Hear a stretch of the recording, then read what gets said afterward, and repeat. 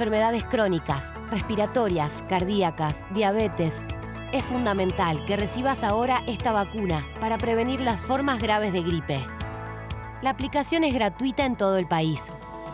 Y recordá que podés dártela junto a cualquier otra vacuna. Vacúnate. Es bueno para vos. Es bueno para todas y todos. Infórmate más en argentina.gov.ar/vacunas. Argentina te cuida. Ministerio de Salud. Argentina Presidencia. ¿Cómo le va? Esto es el análisis por aquí por DTV. Prevenir los accidentes, la siniestralidad en los lugares de trabajo, por supuesto, beneficia al trabajador, pero también beneficia al sector empresarial. Pero hay que tener en cuenta que el problema de fondo realmente es la inflación, porque dado que la ley sabemos que fue un fracaso, que fracasó la ley de alquileres, si los salarios no alcanzan para pagar los alquileres, es la inflación el problema. DTV, el análisis, de lunes a viernes.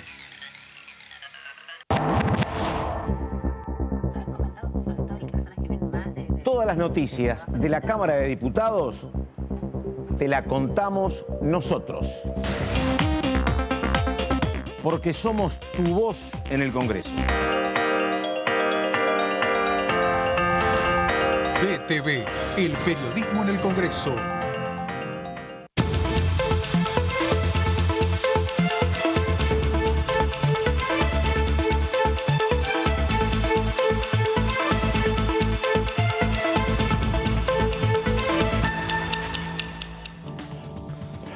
Exactamente las 4 de la tarde estamos comenzando el análisis por DTV. Estamos con 3 o 4 cuestiones centrales. Enseguida una nota para tratar de analizar este momento político y económico complicado. Volvió a subir el dólar blue hoy. Y además una cuestión importante que lo voy a tratar ya enseguida con mi compañero, con Marco Giorgetti. Todo lo que tiene que ver con la movida en gran parte del oficialismo para avanzar con el salario básico universal, que la verdad que parecía muy difícil en el marco de lo que está señalando desde que asumió la ministra Batakis, que dice hay que estar muy atentos al equilibrio fiscal. Pero bueno, está eso por un lado, pero la insistencia, repito, de hombres y mujeres del oficialismo en avanzar con el salario básico y además en este momento en el Congreso un reclamo de organizaciones sociales justamente pidiendo el refuerzo de partidas sociales. Señor Giorgetti, ¿cómo le va? ¿Qué dice? Buenas tardes. ¿Cómo estás, Pato? Buenas tardes. Muy bien. Exactamente lo que decías, un día con manifestaciones en el Congreso por algunos proyectos que tienen estado parlamentario aquí en la Cámara de Diputados. Un sector del Frente de Todos en la última sesión, recordemos, colgó cartelitos en las bancas pidiendo salario básico. Ya eso se traslada hoy al exterior, a las puertas del Congreso con una manifestación. Es uno de los temas que seguramente estarán en la segunda parte del año porque es en el propio oficialismo en el que está el debate. Así que más allá de lo que se discuta en el Congreso también está instalado el tema puertas para afuera. Muy bien, bueno, enseguida viene la diputada Ormaechea, pero estamos antes con nuestro primer invitado, el doctor Alejandro Finocchiaro, diputado, hombre del PRO, hombre de La Matanza y además ex ministro de Educación. Y compañeros fuimos con Finocchiaro en su momento. ¿Cómo te va, Alejandro? ¿Qué decís? Ahora la primera vez me sorprendió completamente Finocchiaro, pero bueno. Bueno, diputado, primera pregunta. Evaluación, ¿cómo está viendo este momento delicado, complejo? El dólar que sube, reclamos. Es particular, hay reclamos de organizaciones sociales pidiendo refuerzo de partidas sociales y ayer un lockout patronal planteando que tienen que sacarle, dicen ellos, la pata al campo. Y en el medio, bueno, una efervescencia importante. ¿Cómo lo describe esto, Finocchiaro? A ver. Y la verdad que muy preocupado. Sí. Muy preocupado. De hecho, nosotros fuimos compañeros totalmente en Icana en 1989. Mirá vos, qué momento también, ¿no? ¿No había terminado Alfonsín? Todavía no me acuerdo ese detalle. Porque nosotros empezamos en marzo y seguimos todo el año. Claro, exactamente. Entonces, ahora, digo, a mí me da la impresión de que algunos actores, y quiero ser muy medido con esto, de la dirigencia, y cuando digo la dirigencia nacional no me refiero tampoco solamente a la política. No, claro, todo, sí. Digo, es como que está todo inundado de gasolina y andan tirando fósforos, ¿no? Y es muy complejo porque el Estado está quebrado. No hay un centavo más. No se puede emitir más. El lunes pasado, o sea, no el otro, el gobierno emitió 260, 270 mil millones de pesos, que son casi el 7% de la base monetaria. Eso genera inflación. Sí. O sea, no es que la emisión es la única causa de la inflación, pero es obviamente una de las que más inciden, ¿no es cierto?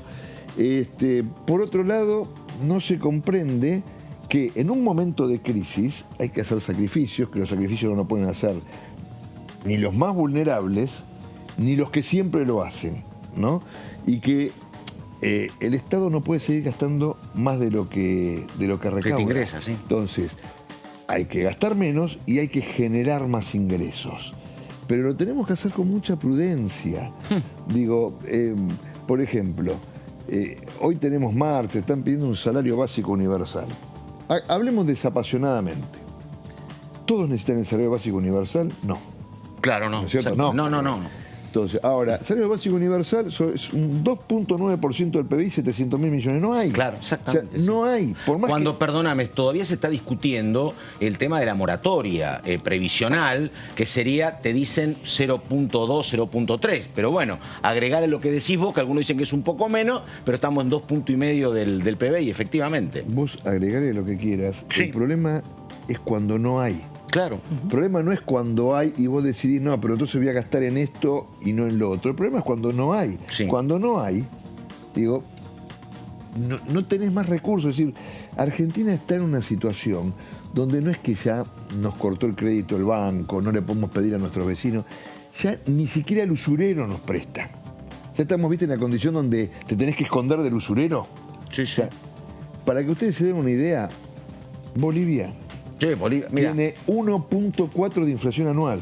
ayer hice 2 notas con gente que conoce la realidad boliviana, efectivamente, y tiene un banco central absolutamente sólido, efectivamente, sí. Pero por eso, digo, Uruguay, Sí. es decir, nadie tiene los problemas estructurales que estamos teniendo nosotros. Entonces, El equilibrio fiscal no es, como dicen, ni de izquierda ni derecha, es sentido común, hay efectivamente. cosas que tienen que ver con el sentido común, Sí. Pato. Mirá, Argentina está tomando decisiones que son más o menos parecidas, y disculpen el horario y lo que voy a decir, como si vos te encontrás una persona que te dice que tiene diarrea, y te dice, bueno, pero me voy a curar, me voy a tomar 2 litros de laxante. Claro. Vos tenés que decir, no, vas a empeorar esto, por favor.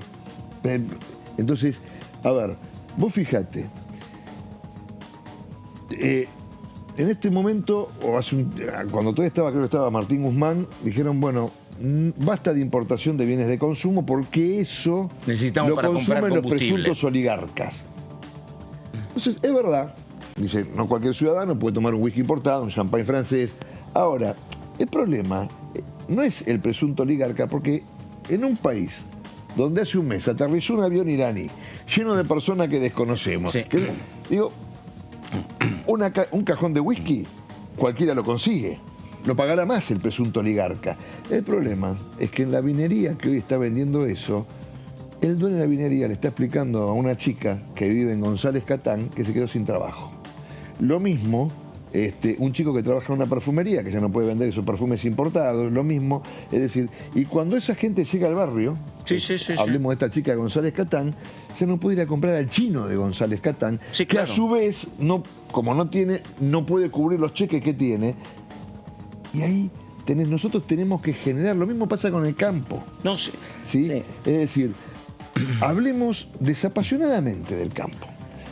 Pensemos que, a ver, Pato, tenemos un mundo donde hay 2 potencias cerealeras, porque Rusia también es una potencia cerealera. ¿no? Sí, y Ucrania, efectivamente, claro. Ucrania Sí. lo es Sí, históricamente. en guerra. Sí. Eso ha hecho que aumente la demanda porque hay menos oferta, ¿no es cierto? Y que suba el precio del grano, aunque ahora estos días Sí, bajó un poquito. Hoy subió nada más que el maíz, pero bajó el trigo y la soja. ¿no? Sí. Pero bueno, a ver, el mundo tiene hambre pero tiene plata. Y es tiene que algo- comprar. Claro, pero tiene hambre y tiene plata, que es una circunstancia excepcional, ¿no? Como en el 45. Ahora, y nosotros le decimos que no queremos vender, ¿sí? O los nuestros dicen no queremos vender, entonces, ¿por qué no nos sentamos sin prejuicios con el campo? Digamos, bueno, vamos a ver qué es razonable que les cobremos, qué es razonable que... Porque a lo mejor si vos bajás las retenciones, lográs un compromiso de que la gente siempre produzca más y al final te terminan entrando más dólares de los que vos necesitás. Porque cuando al chacarero le va bien, también le va bien al pueblo donde vive el chacarero. Sí, un poco, guarda también, un poco. Vos tenés bien. cadenas, Sí. Pato, cadenas que son virtuosas y que las tenés que incentivar. Sí. Lo mismo, bueno, ahora se han dado cuenta que hay muchas cadenas donde los artículos no son importados. Por ejemplo, repuesto de autos nacionales. Tenés un montón de talleres mecánicos que no pueden arreglar autos fabricados en Argentina. Yo creo que eso, Alejandro, a ver, yo creo que eso, lo que te dice el gobierno, esperemos que cumpla, es que tiene 2 o 3 meses muy complicados porque está pagando el combustible 3 veces más de lo que lo pagaba, que cuando haya que consumir menos gas y menos petróleo, eso va a bajar, que tenés 2 meses que termina en septiembre, donde todo lo que vos decís que es cierto, me parece que se aligeraría un poco, pero no sé, la verdad. A ver, primero Sí. ojalá que sí, porque todos nosotros deseamos vivir en un país normal. Y sí. Digo, la verdad que es horrible levantarse todos los días sin saber cómo va a terminar tu día. Sí. En los países normales, Uruguay, la gente se levanta sabiendo cómo va a terminar su día y un día puede tener un problema grande. Mira, hoy países normales, la verdad, uno mira lo que pasa en España, en Bélgica, hay reclamos, en Colombia, en Perú. Hoy países normales hay poco, pero no te sube el dólar 24 pesos por día. No. Sí, Mirá, es cierto. ayer estuve en La Matanza recorriendo la avenida Crovara, ¿no? Y vos sabés que visité 10 comercios, hablando con los comerciantes tomás mucho el pulso de... Tienen más actividad, Finocchiaro, que en el 2019. Hay más actividad. Hay más actividad. 5 personas se me pusieron a llorar. Sí. A ver, tenés una chica, una emprendedora que alquiló un local de 35.000 pesos hace un año. ¿Sabes qué hace? Fabrica detergente, shampoo, desinfectante. Entonces ella me contó con lágrimas en los ojos que ella usa un producto que no me lo acuerdo, pero cuando le pregunté me dijo, esto es como la harina para el panadero. Me dice, el bidón estaba a 60.000, me pidieron 110.000. No lo puedo comprar. No. Entonces, una peluquera que Entonces, lo que yo digo es, a ver, no me interesa más discutir para atrás. No, yo coincido con vos. Si discutimos para atrás, bueno, antes de 2019 vino el 2014 y antes, por llegamos supuesto, a la época de la colonia y discutimos coincido con vos. Vértiz o Arredondo. Y mi problema, ¿sabes cuál es? Ya empieza Marquito. No, Dale, Marquito, está entretenido. A mí me gustaría discutir con el oficialismo. ¿Cómo hacemos para el futuro? Coincido con vos. Yo te digo una cosa, ¿sabés a mí lo que te digo la verdad? Noté 2 palabras que son complicadas antes de hablar con vos, ¿no? El problema que tenemos hace mucho, desde que nos conocemos, desde el 83, si querés, de que uno tiene uso de razón, digo, el problema de los gobiernos con programas heterodoxos, este es uno, son inviables, y uno lo ve, porque la verdad se disparan las variables. Y cuando son ortodoxos, generalmente han sido invivibles. Y le pasa en América Latina, porque me dicen, la ortodoxia chilena terminó perdiendo 2 veces Piñera. En Colombia, la ortodoxia colombiana gana Preto. En Perú lo mismo. Entonces estamos entre lo inviable y lo invivible. Este es el problema. Sí, lo que pasa es que, a ver, también, mirá, yo soy liberal. Y soy un liberal clásico, te diría, como digo yo siempre, yo estudié para ser liberal. Mirá vos. Estudié más para ser liberal que para ser abogado. Me era mucho más fácil estudiar para ser abogado que... ¿no? De hecho, soy profesor de historia de las ideas. Entonces yo... ¿A qué me refiero con esto? Yo sé por qué soy liberal. Ahora, también me tocó gobernar. Y entonces, a muchos muchachos que ahora me hablan y me dicen, no, porque yo soy liberal y cuando usted... Digo, a ver, cuando vos llegás a un gobierno... Vos pasás de la ética de las convicciones a la ética de la responsabilidad. Frase de Alfonsín esa. Que se le escuché a Alfonsín. Max Weber, ¿no? Exactamente, tenés razón. Ahora, ¿qué pasa? Uno sabe que tiene una ideología que es un norte. Sí. Pero vos sabés que tenés que tomar medidas que tenés que tomar. Por eso, digo, no existe totalmente la plena ortodoxia ni la plena heterodoxia económica. Coincido con vos. Y Perón te dio pan negro en su momento. Por supuesto. Y lo que resulta en Estados Unidos no necesariamente se adapta a la Argentina, y lo que anda bien en el sistema educativo finlandés no necesariamente lo podés hacer encajar en Argentina, porque tenemos nuestras costumbres, nuestra idiosincrasia. pero tenemos que ir poniéndonos de acuerdo. Mirá, Sí, yo coincido. siempre digo lo siguiente, todos... ¿Y sabés qué estamos pasa? ¿Por qué no nos ponemos de acuerdo? Porque nadie nunca jamás los he visto interactuar a todos. Nunca nadie dice, che, yo en esto me equivoqué. Nunca he visto pedir, che, Martínez de Oz acertó en esto y se equivocó en lo otro, Alfonsín, Menem, Kirchner, Cristina, Macri. Digo, la palabra de decir, che, yo me equivoqué y habré de corregir esto, uno no lo ha visto nunca.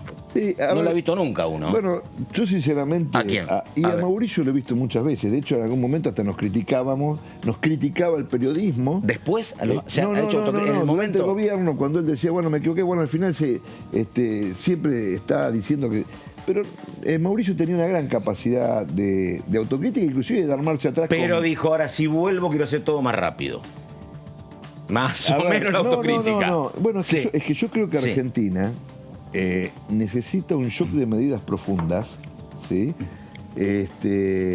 Yo sé que esta palabra, a muchos la palabra shock, pero necesita primero un shock de medidas profundas, pero además, ¿sabes qué? Los argentinos estamos de acuerdo en aquellas cosas que son importantes e imprescindibles para el país, la educación, la salud. ¿Por qué no nos ponemos a discutir cuáles no son imprescindibles? Coincido, sí. ¿Sí? Entonces, no importa cuál, pero sí, esto no lo podemos postergar porque además eso tiene que Y sí. partir de la base de que asumamos que somos un país pobre, con un enorme potencial de riqueza, pero somos un país pobre, porque Coincido. si no fuéramos un país pobre no tenés tendríamos los índices que tenemos. 40% de pobres. Entonces, si asumimos eso, Sí. como che, escúchame, por ejemplo, yo soy futbolero. ¿Hincha de El Boca? fútbol, absolutamente. Mira, más que Buen hincha de momento, Boca, buen momento. Bárbara, más que hincha de Boca, bostero. Está, bueno. Que es una categoría absolutamente Sí, sí, superior sí. del hincha de Boca. ¿Sí? No riquelmista. No. Ahí está. No. Bueno, ahí está, dale. Ahí se mete la política. No, pero no. Yo, a ver, lo respeto mucho Sí, a Román. Riquelme. Siempre fue es más, yo creo que en su época estuvo entre los 5 mejores jugadores del Sí. mundo. Lo que yo creo que a Boca siempre le quitó más en el vestuario de lo que le dio en la cancha. ¿Sí? Y te acabo de hacer una declaración no políticamente correcta, porque todo el mundo me va Exactamente. a Ahora vamos a tener putear por problema esto. con ESPN, viste, con TIC, Sí, vamos a sí. tener Pero, problemas porque si no quiero. Dale. Ahora, Opinión personal del diputado. Sí. lo que digo es, nosotros podemos solventar fútbol para todos o podemos solventar determinados programas que a lo mejor son para un país que... Pero no hay fútbol para todo ahora. Todo te coincido, sí. Porque Sí. sí se pone cada tanto en discusión, entonces lo que digo es, hay cosas... ¿Qué es aquello que hoy no nos es imprescindible? ¿Viste? Es como cuando vos en tu casa Sí. decís la gaseosa, cuando le debemos Totalmente. a todo el mundo, y no, podemos tomar agua. Sí. Pero es rico tomar gaseosa, Y estaría sí, buenísimo. coincido con vos. No, Pregunte, Marquito. le iba a preguntar sobre este tema, ya que estamos hablando de cuestiones que podría involucrar el presupuesto, que va a ser uno de los temas del segundo semestre. Ya tuvieron un avance que obviamente vino con la firma de Martín Guzmán y un poco habrá que ver qué termina llegando en septiembre, pero ¿qué esperan del presupuesto? También con las primeras consideraciones que ha hecho la nueva ministra de Economía estas 2 semanas. A ver, en primer lugar, le deseo el mayor de los éxitos a la nueva ministra de Economía, que es una mujer muy formada. ¿Sí? Pero no ha dicho nada diferente a lo que decía Martín Guzmán. De hecho, inclusive, vos fíjate que se ha comportado como una ministra de Hacienda provincial. En la provincia no se habla de la macroeconomía. Un ministro de Hacienda provincial no incide No sobre tiene, la por inflación. supuesto. No fija el ¿Qué tipo de hacen? cambio. Manejan la caja de dinero Sí. provincial. Entonces, se sentó sobre la caja. Digamos, lo cual está bien. ¿No? Porque, bueno, Sí, que claro. todo pase por mí y vamos a ver qué Caja autorizamos única, y no. Eso está bien. Ahora, tenemos que proyectar más cosas. Y lo que tiene, y si la ministra Batakis realmente quiere hacer las cosas bien, tiene que mandar un presupuesto que no sea lo que mandó el exministro Guzmán el año pasado, que no se podía votar, en serio no se podía votar. O sea, fíjense, tuvimos razón, porque proyectaba un 30% de inflación, y para que quienes nos están viendo lo sepan, muchas veces, digamos, lo que hace este gobierno es mandar un presupuesto más chico, Sí. porque todo lo que ingresa por afuera de ese presupuesto lo manejan discrecionalmente. Y eso es lo que nosotros no podíamos permitir, porque somos oposición. Yo soy un diputado opositor y a mí me votaron y me pagan un sueldo, Sí. no para gobernar, sino para controlar al gobierno. Sí. Y ahora, en lo que está bien, está Sí. bien, y hay que apoyar. ¿Y usted cree que hay chances de que vuelva a pasar lo mismo que pasó con este presupuesto 2022? Yo desearía que no, mire, la verdad es esta. Yo soy un opositor férreo a este gobierno, realmente. Ahora, yo quiero que este gobierno termine el 10 de diciembre del 2023 y que termine el presidente Fernández. Yo quiero que a la ministra Batakis le vaya bien. Yo quiero que logremos sí. parar la inflación. Pero claro que sí. Y sí, si no, a mí lo no me otro es gusta un- seguir un recorriendo loquero. la matanza y ver cómo la gente Sí, llora. sí, Entonces, sí. yo quiero que les vaya bien. No Sí. quiero que les vaya mal. Yo desearía que la ministra Batakis sea seria. Creo que es una persona formada, ¿sí? Una de las cosas que surgió en los medios es, bueno, no es muy conocida, pero Sí. no ser conocido no significa no ser formado. De hecho, Guzmán no era conocido. No, ¿sabés qué? Pero Sí. ¿sabés qué pasa, Alejandro? Digo, es cierto, ¿no? Lo del presupuesto. Es más, no lo votó el propio oficialismo al presupuesto. Pero digo, pero el tema era que uno se acuerda que, porque uno decía, cambiemos la Fundación Pensar, tenemos el mejor cuadro técnico de todos los que había. Y uno se acuerda que en el 2018, conferencia de prensa, dijeron más o menos 8-10% de crecimiento de la inflación. Apareció Marcos 12, Peña y 12, terminamos. 12. 12. hasta 12. Terminó con el 49. Por eso no hay que hacer esa predicción. Claro, A ver, por claro. eso no hay que hacerlo. Sí, claro. Porque Sí. eso es... A ver, y eso fue un error. No, claramente. Y ¿saben qué? Eso es Ahora, jugar al aprendiz de brujo. Yo, ¿sabes por qué soy escéptico? Ojalá puedas convencernos a nosotros. ¿Yo por qué soy escéptico sobre lo que viene?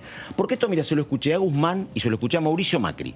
Cuando dicen, vos decís, che, hay que juntarse, discutir qué es lo importante y qué es lo accesorio. Y Macri dijo, ¿sabés qué pasa cuando lo juntás? El empresario quiere ganar más plata, el dirigente gremial quiere privilegios y las organizaciones sociales quieren presupuesto. Lo mismo le pasó a Guzmán. Y yo creo que acá es imposible que la clase política diga, che, vamos a rebajar todos los gastos 20%. Y que el empresariado te diga, vamos a pagar 20% más de impuesto un año. Vos con esas dos cuestiones más o menos solucionás. Y no van a pasar, No, Alejandro. es que yo creo que hay que ir por otro lado. ¿Por dónde? Y yo creo que lo que hay que hacer es, primero, hay que bajar los impuestos, ¿no? Hay que incitar al empresario a que dé más trabajo. Pero y decime, ¿y cómo mantenés este Estado? ¿Cómo mantenés este Estado sin impuestos? No, porque empieza... A ver, todo es parche. Vos vas a seguir subiendo impuestos hasta que revienten. Una vez que reventó no hay nada más. Entonces, ¿vos sabés cuánta gente me para en la calle y me dice, si yo pudiese, tomo gente en blanco? Sí, es cierto. Un parrillero, un tipo que tiene una parrilla me dijo, mira, estoy con un parrillero Estoy de acuerdo. laburando 18 Pero horas si por vos sos día. ministro de Economía, yo creo que lo responsable es que cuando vos desde el oficialismo le pedís más planes sociales, le digas, los vas a generar los recursos de este lado. Y que cuando la oposición te dice, bajame impuestos, también dice, bueno, bajame este gasto. Bajame el presupuesto hospitalario, bajame el presupuesto educativo. Algún lado tenés que Hay bajar, hablar con la Alejandro. CGT, para que la CGT, por ejemplo, se deje de oponer a la reforma laboral y entiendan que como los empresarios. Y los empresarios... Pero ¿y por qué no empezamos por una reforma impositiva? Porque uno de los problemas Las es dos, la... Ah, no, bueno, las pero, dos. sí, pero siempre empieza Es por que- la laboral. no, las porque dos. la Es más, distribución te del voy a decir ingreso, una cosa, Alejandro, Pato, es abusivo Te en voy a la decir Argentina. una cosa, pero Sí. tenés razón. Mira Está lo que te bien. voy a decir. Mirá lo que te voy a decir. Yo los entraría... ¿Te acordás con lo que fue el Pacto de Olivos? Sí, por no, supuesto. perdón. El Pacto de Olivos. El núcleo de coincidencias básicas que era... Ya me corriste. ¿Y cuándo fue eso? No, No me acuerdo. era en el Pacto de Olivos, Ah. Alfonsín y Menem, cuando Sí. se votó, hubo 10 puntos que no tenían mucho que ver Jefatura entre de sí. gabinete sería. Jefatura de gabinete, la elección del jefe de gobierno porteño. Tenés razón. Se votó todo Consejo de la junto porque como Magistratura. desconfiaban entre ellos, Consejo de la Magistratura, dijeron, claro. todo este paquete, aunque no tenga nada que ver, lo votamos todos juntos. Con Chacho y Manzano estaban. Exactamente. Claro. Entonces vos tenés que decir, bueno, metemos cuando yo dije un shock es esto, metemos la reforma Claro. laboral, metemos la reforma impositiva, por ejemplo, en este país, no te digo ya urgente, pero vos tenés que volver a rediscutir la coparticipación federal. ¿Por qué? Porque esta ley de 1935 que fue rediscutida por el doctor Alfonsín, el gobierno del doctor Alfonsín, Sí, me en acuerdo. 87, 88, por ahí, Sí. tenía que ver cuando el mundo vivía exclusivamente de los recursos naturales. Cuando Entonces, pierde Buenos Aires es. Exactamente, Sí, claro. 88. Entonces, cuando el mundo vivía exclusivamente de los recursos naturales, si vos no tenías tierra fértil, si vos no tenías petróleo, si vos no tenías minerales, bueno, estabas Por eso muerto. una ley de promoción industrial un año antes para San Luis, La Rioja, Catamarca y no me acuerdo la cuarta. Pero bueno, era otra provincia del noreste. Ahora, bien, La vos Rioja, hoy San Luis, Catamarca. podés incentivar a provincias que no tienen nada a que tengan algo mediante de industria del conocimiento. Sí.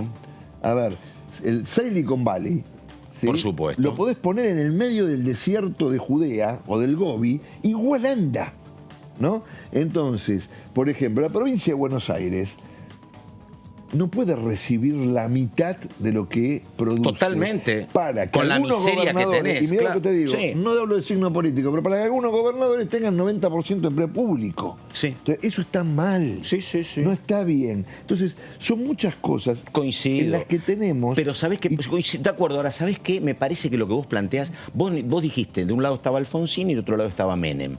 Vos necesitas un acuerdo. Hoy no se van a juntar nunca Macri y Cristina.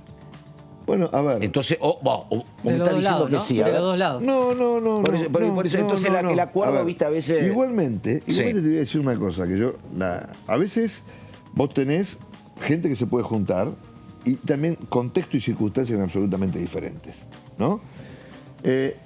Hoy yo no veo ninguna posibilidad. Sí. ¿No?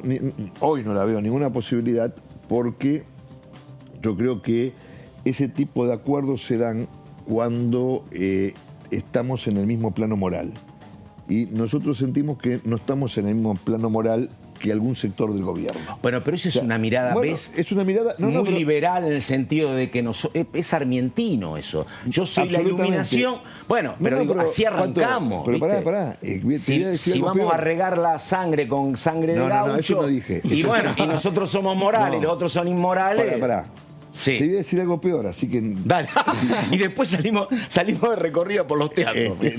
Lo que te digo es esto. Peor, entonces, cuando a vos te dicen la sociedad, bueno, que los políticos arreglen la grieta, cuando la grieta está en distintos planos morales, no la arregla la dirigencia política. ¿Sabes quién la arregla? La gente. El año que viene va a haber elecciones en la República Argentina y la gente va a tener que decidir entre dos modelos de país que hoy, a mi entender, no tienen vasos comunicantes. ¿Pero vos creés en serio que el gobierno de Cambiemos tiene una supremacía moral? No estoy hablando de... Estoy hablando de nuestro modelo de país y el modelo de país de ellos. ¿Sí? Eso es lo que estoy hablando. Y que son dos modelos distintos, sí, pero bueno, porque vos decís que es más moral uno que otro. Yo digo que estamos en distintos planos morales. ¿Sí? Eso es lo que estoy diciendo. ¿Pero uno es más moral que el otro? Yo digo, a ver, por ejemplo, para nosotros, ¿sí? Lo que está pasando en el PAMI, de financiar la militancia de la cámpora, está mal. Pero está mal, y si alguna vez alguien nuestro lo hizo, tiene que ir preso. ¿Sí? Está mal, es un plano moral diferente, porque ayer estuve con Joaquín en la avenida Crovara, un señor que vende flores de 71 años, y ¿sabes qué? Me da vergüenza a mí este pero, país. Alejandro, el gobierno tomó una deuda que la verdad que dos de cada $3 de esa deuda fueron para pagar deuda de Cristina. Cuando Kicillof vino y dijo, arreglé con el Club de París, lo arregló porque le llenó la boca de dólares. Pero si Duhovne decía, la gran herencia de este gobierno es que no nos dejó deuda. No, yo lo que creo que, ¿sabes qué debería haber hecho Macri? No tomar la deuda y decir, muchachos, no hay más, ajustamos nosotros. Pero tomamos la deuda y dejaron el caballito para Alberto Fernández. Seguimos discutiendo sobre el pasado. Yo puedo invocar. Lo que yo digo es que el año que viene se presentan dos modelos de país. Sí. Y es la sociedad. Modelo económico coincido, lo de moral. No, ¿viste? no, es que para mí el problema es moral, no es económico. Vos, cuando estás en el mismo plano moral, podés arreglar desde una guerra hasta la economía. Entonces, lo que yo digo es, la gente va a tener que definir cuál de los dos países quiere, votando a un presidente que tenga mayoría en ambas cámaras, para que pueda gobernar. ¿Sí? Porque no te olvides, Pato, que nosotros fuimos el único gobierno desde 1983 que no tuvo mayoría en la Cámara. Pero perdóname, ahora piden eso, pero si siempre le cuestionaron al peronismo que tenía una escribanía en el gobierno. Y ahora quieren la escribanía propia. Es que ahí tenés la diferencia moral. Nosotros nunca vamos a hacer una escribanía. Porque ya de por sí... es una cuestión de creencia. No, ya de por sí... Vos decís no y tengo que creerte. Porque ya de por sí nosotros somos una coalición de gobierno que a vos te consta como periodista de acá, y cuando llega una ley, la discutimos nosotros, la discutimos con los radicales, el PRO, ¿no? El PRO, los radicales, la coalición cívica. Bueno, a mí no me gusta tampoco este funcionamiento de la coalición oficialista, pero mirá, será debatida que renunció el presidente del bloque, porque no estaba de acuerdo. Bueno, pero no estoy de acuerdo con esa decisión, pero mirá si será debatido. Ya el peronismo tampoco le tocó gobernar con mayoría en las dos cámaras en esta oportunidad, así que... No, pero nosotros teníamos 80 diputados, faltaban 50 para allá. Ellos con los socialistas, la izquierda y qué sé yo, cada tanto hacen mayoría. Así como ellos eran más fuertes, también era más fuerte la oposición a ellos. En estos 4 años, ustedes fueron mucho más fuertes que el Frente para la Victoria. En los 4 años... Claro. Pero más es un ahora, modelo ¿no? que se va a Más repetir. ahora. Es un modelo que se va a Pero repetir. Yo creo que la ciudadanía tiene que elegir uno de los dos modelos y votarlo para que ese modelo pueda gobernar. ¿Sí? Y pueda implementar aquellas políticas. No estoy hablando de que no haya división de poderes, que sí, a ver, yo soy un republicano convencido. No estoy hablando de que tengamos que tener 200 diputados y el oficialismo de hoy o la oposición de mañana, ninguno. Estoy hablando de que podamos construir mayorías, que es un problema que en el gobierno de Mauricio nosotros teníamos 15 senadores Pero el problema, sobre ese es un problema de la 72. dirigencia Ahí sí hay política una- porque no sabe construir mayorías con el que piensa distinto. No sabía Macri y no sabe tampoco Alberto Fernández. De nuevo, Pato, estamos en planos morales distintos. A mí me parece gravísimo, Yo creo Alejandro, que de los hay planos un- morales. Yo pero lo bueno. dije en el recinto esto. Está bien, bueno, sí. Yo creo que por el No es contrario... algo que yo no me anime a decir en público. Yo creo que por el contrario, Cambiemos fue muy hábil aquí en el Congreso porque con 15 senadores sacó la mayoría de las leyes que quiso sacar. Digamos, supo construir. Es que hemos construido. Sin mayoría, supo construir mayoría en el Congreso. No fue un Congreso paralizado los 4 años de Macri. Fue un Congreso... Y se lo terminaron llevando a Pichetto de vicepresidente. Exactamente. Hubo Sí, claro. trabajo político. Y sí. Aquí en el Congreso le quería preguntar... Y hubo antes que- mucho apoyo. Sí. Y eso que Eso- empezaron muy mal intentando meter por decreto a los jueces de la Corte. Pero Sí. efectivamente. Le quería preguntar si usted presentó recientemente un proyecto para declarar como servicio estratégico esencial a la educación. Sí. Es uno de los temas A que ver. siempre lo motiva a presentar proyectos. A ¿Qué ver. significa ese proyecto y con quién puede llegar a coordinar No, y conseguir acuerdos por este proyecto? Estamos trabajando con todos los bloques. Por supuesto, sabemos que algunos no nos van a acompañar, pero confiamos en poder tener mayoría. ¿Por qué? Primero porque acá hay una racionalidad. ¿Qué significa servicio estratégico esencial? Significa que no puede interrumpirse el servicio educativo, que es un Interesante. derecho. No, Como puede pasar con el transporte, también en algunos países el transporte. sí. Pero esto no significa que está vedado el derecho de huelga, que eso es otra categoría que tiene la Organización Internacional del Trabajo, que por ejemplo adoptó Ecuador cuando era presidente Correa, ¿no? Lo puso Sí, en la me acuerdo. Constitución. Sí, No, sí, esto sí. no. Acá lo que decimos es que durante todo el ciclo lectivo la escuela debe estar abierta. ¿Sí? Entonces, si vos tenés un día que falta gas en la escuela o tenés un día que, por ejemplo, nosotros tenemos una geografía inmensa, una nevada, una lluvia, una inundación, bueno, se recupera en el receso de invierno, se recupera durante diciembre. Si vos tenés un día de huelga, lo que dice este proyecto es que debe haber una guardia mínima Claro. de directivos, Coincido. de docentes y de no docentes que tienen que tener la escuela abierta y dictar clases en las condiciones. ¿sí? O sea, la escuela no se cierra. Ese No es se el- cierra. Está bien. Ahora, ¿qué quiere decir esto? El que está afectado a la guardia mínima está afectado como aquel que Sí. en la salud, el día del paro, Claro. le toca guardia o emergencia. ¿Sería alguna vez, como lo intentó De la Sota, es en otro plano, el famoso tema de los cortes de calles y el tema de los reclamos en la ciudad? ¿Te acordás la política de la media calzada? Sí, bueno, Protestá y quejate, pero déjame la mitad de la calzada para circular. Pero bueno, coincido. En el mundo, Pato, Sí, sí, claro. es muy razonable esto de que vos digas, bueno, Checho, estoy en contra, yo me quiero manifestar. Coincido. Perfecto. Decime cuándo, yo te doy autorización. Sí. Entonces, si vos tenés si vos sabés que, por ejemplo, el miércoles que viene, que era, inclusive yo me acuerdo en la época de Alfonsín, con aquellos famosos. Sí, me acuerdo. 13 paros, era así. Vos sabías que tal día Sí. había una manifestación, qué sé yo, y vos sabías que iba a ser muy difícil estar en tal radio. La policía se encargaba de aligerar el tránsito en otras calles. Bueno, y en esto, volviendo al servicio, al derecho a la educación, creemos que este proyecto conjuga la libertad de huelga, porque aquel que no está afectado a la guardia puede decidir hacer el paro o no, ¿sí? Con el derecho esencial a la educación. ¿Por qué?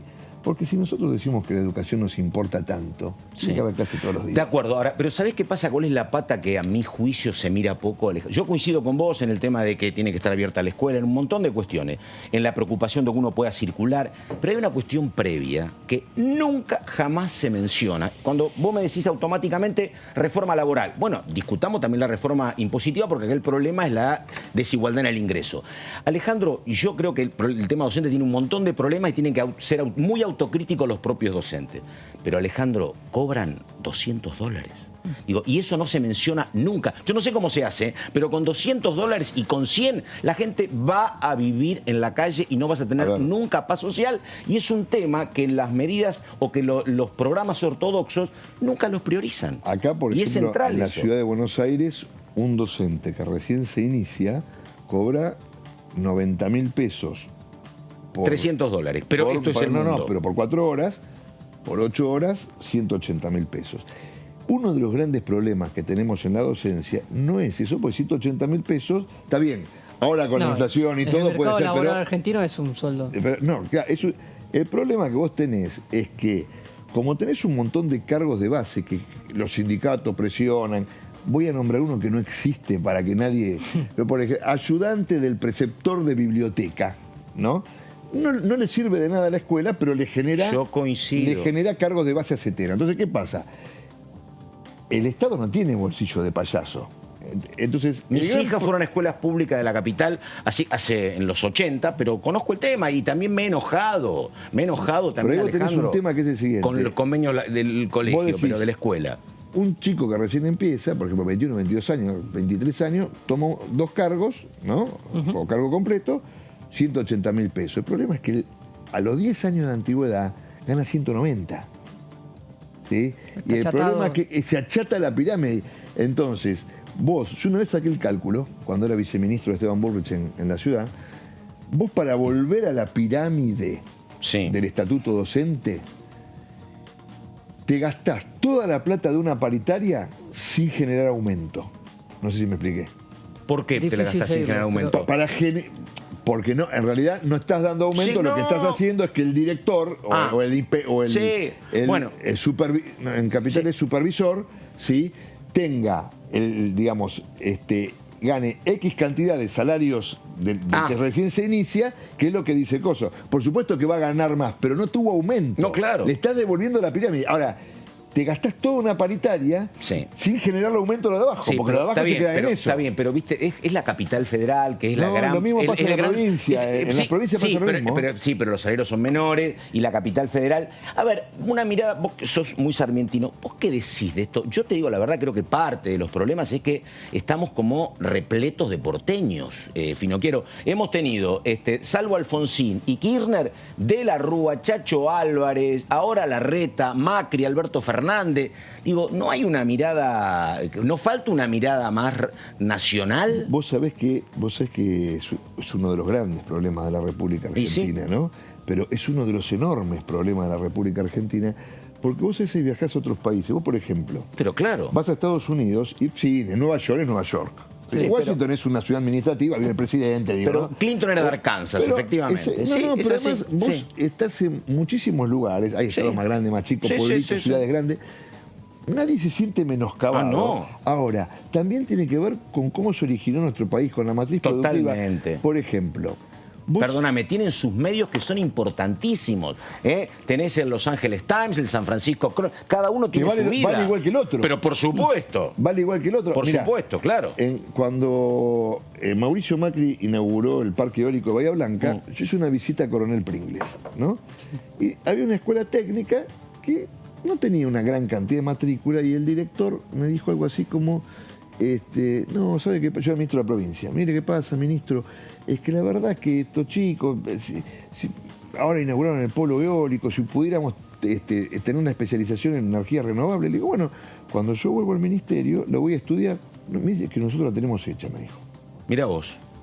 Nos dio, bueno, al año siguiente, me habló, ya no es más director, para decirme que ya terminó la primera promoción y que muchos de esos chicos tienen trabajo en el polo eólico. Entonces ese chico no tiene que venir a la ciudad de Buenos Aires para ser feliz. Pero por supuesto. Puede seguir con sus amigos, con su novia, con su familia, trabajando donde está. Tengo que ir terminando, pero perdóname, Persic. Creo, ¿me equivoco si te escuché algún elogio para Persic? No, ¿o me equivoco? No, a ver. Y empezó con una hora más de clase Persic ahora. Persic es, a ver, el gran drama de este país fueron los primeros 2 años del Ministerio de Educación, que habían puesto una persona que tenía tanta idea de educación como yo de física nuclear, ¿no? No soy físico nuclear. No soy físico nuclear. Estoy muy lejos. De hecho, me llevé matemática y física toda la secundaria. Somos dos. Persic es una persona que conoce el sistema educativo, lo conoce profundamente. Fue rector. Pero tanto el obligatorio, fue 6 años viceministro de Educación, rector. Entonces, bueno, ya tenemos una persona que conoce el sistema educativo. Y cuando salió él con la hora, esta hora de más, yo salí fuertemente a apoyarla. ¿Pero por qué? ¿Por qué salí fuertemente a apoyarla?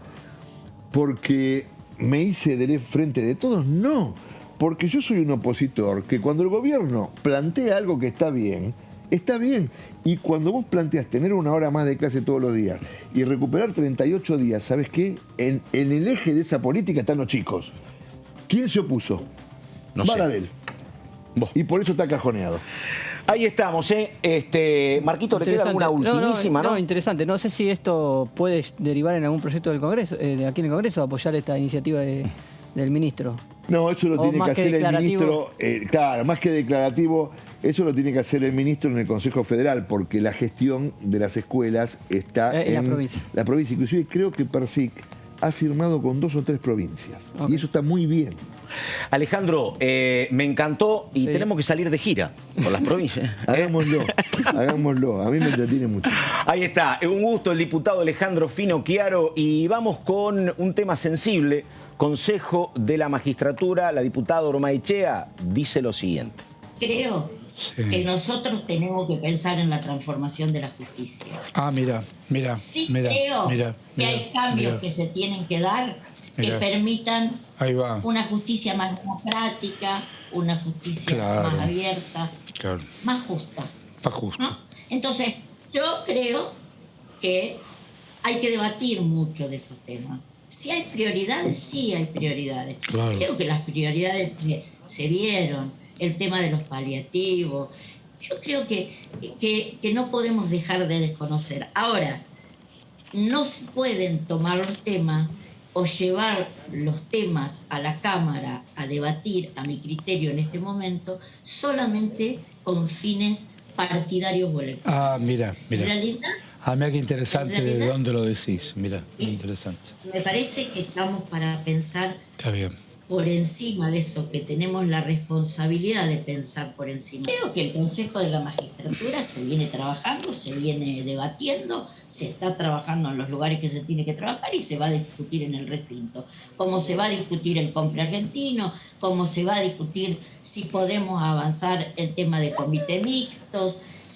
A mí me parece que hay temas que sí o sí van a llegar en este otro, después del receso, van a llegar al recinto y van a poder ser debatidos. Después va la seriedad que le ponemos al debate. La seriedad, digo yo, como responsabilidad de pensar en la construcción de una Argentina para todos, sin pensar si vos pertenecés a un sector o a otro sector de la política. Bueno, ahí estamos. Enseguida habla el diputado Carazo, pero antes una suya. Marquitos, a ver, el tema del salario básico, que lo estábamos hablando recién con el diputado Finocchiaro.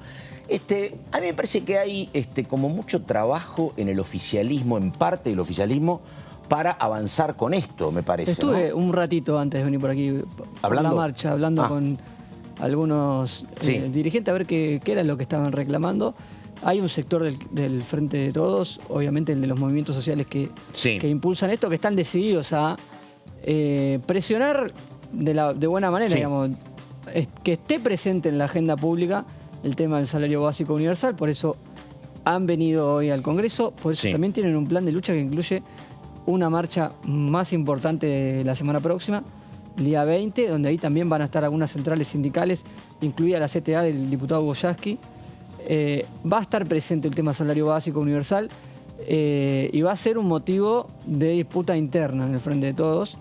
Empezó el día que salieron los cartelitos en las bancas aquí en Diputados y ahora se traslada a la calle. Obviamente los movimientos sociales tienen sus terminales y sus decisiones siempre que involucran las manifestaciones en la vía pública.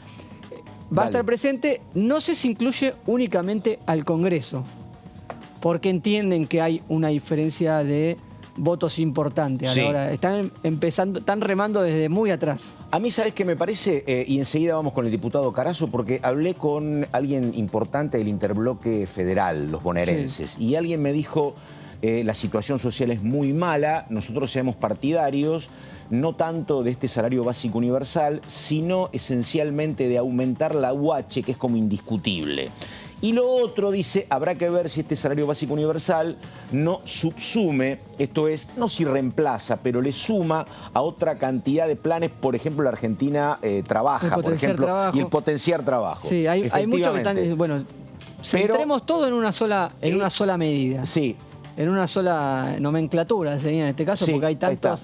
Pero bueno, esa es una posibilidad. Y lo otro, a mí me parece, ¿sabes qué? Por lo que vos decís, yo creo que así, no porque les guste, pero me parece que por la necesidad que explicaba recién Finocchiaro, me parece que va a haber medidas, la palabra no está prohibida, de ajuste de Batakis, y me parece que el gobierno, como herramienta electoral, básicamente el cristinismo dice, bueno, mirá, si querés convalidamos, pero dame algo para que le demos a nuestro sector, nuestro apoyo mayoritario, y por ahí vendría por el salario básico universal, me parece. ¿Y qué puede pasar con el salario básico universal en esta disputa Batakis, como dando malas noticias, y puede estar centrado... Y es un alivio.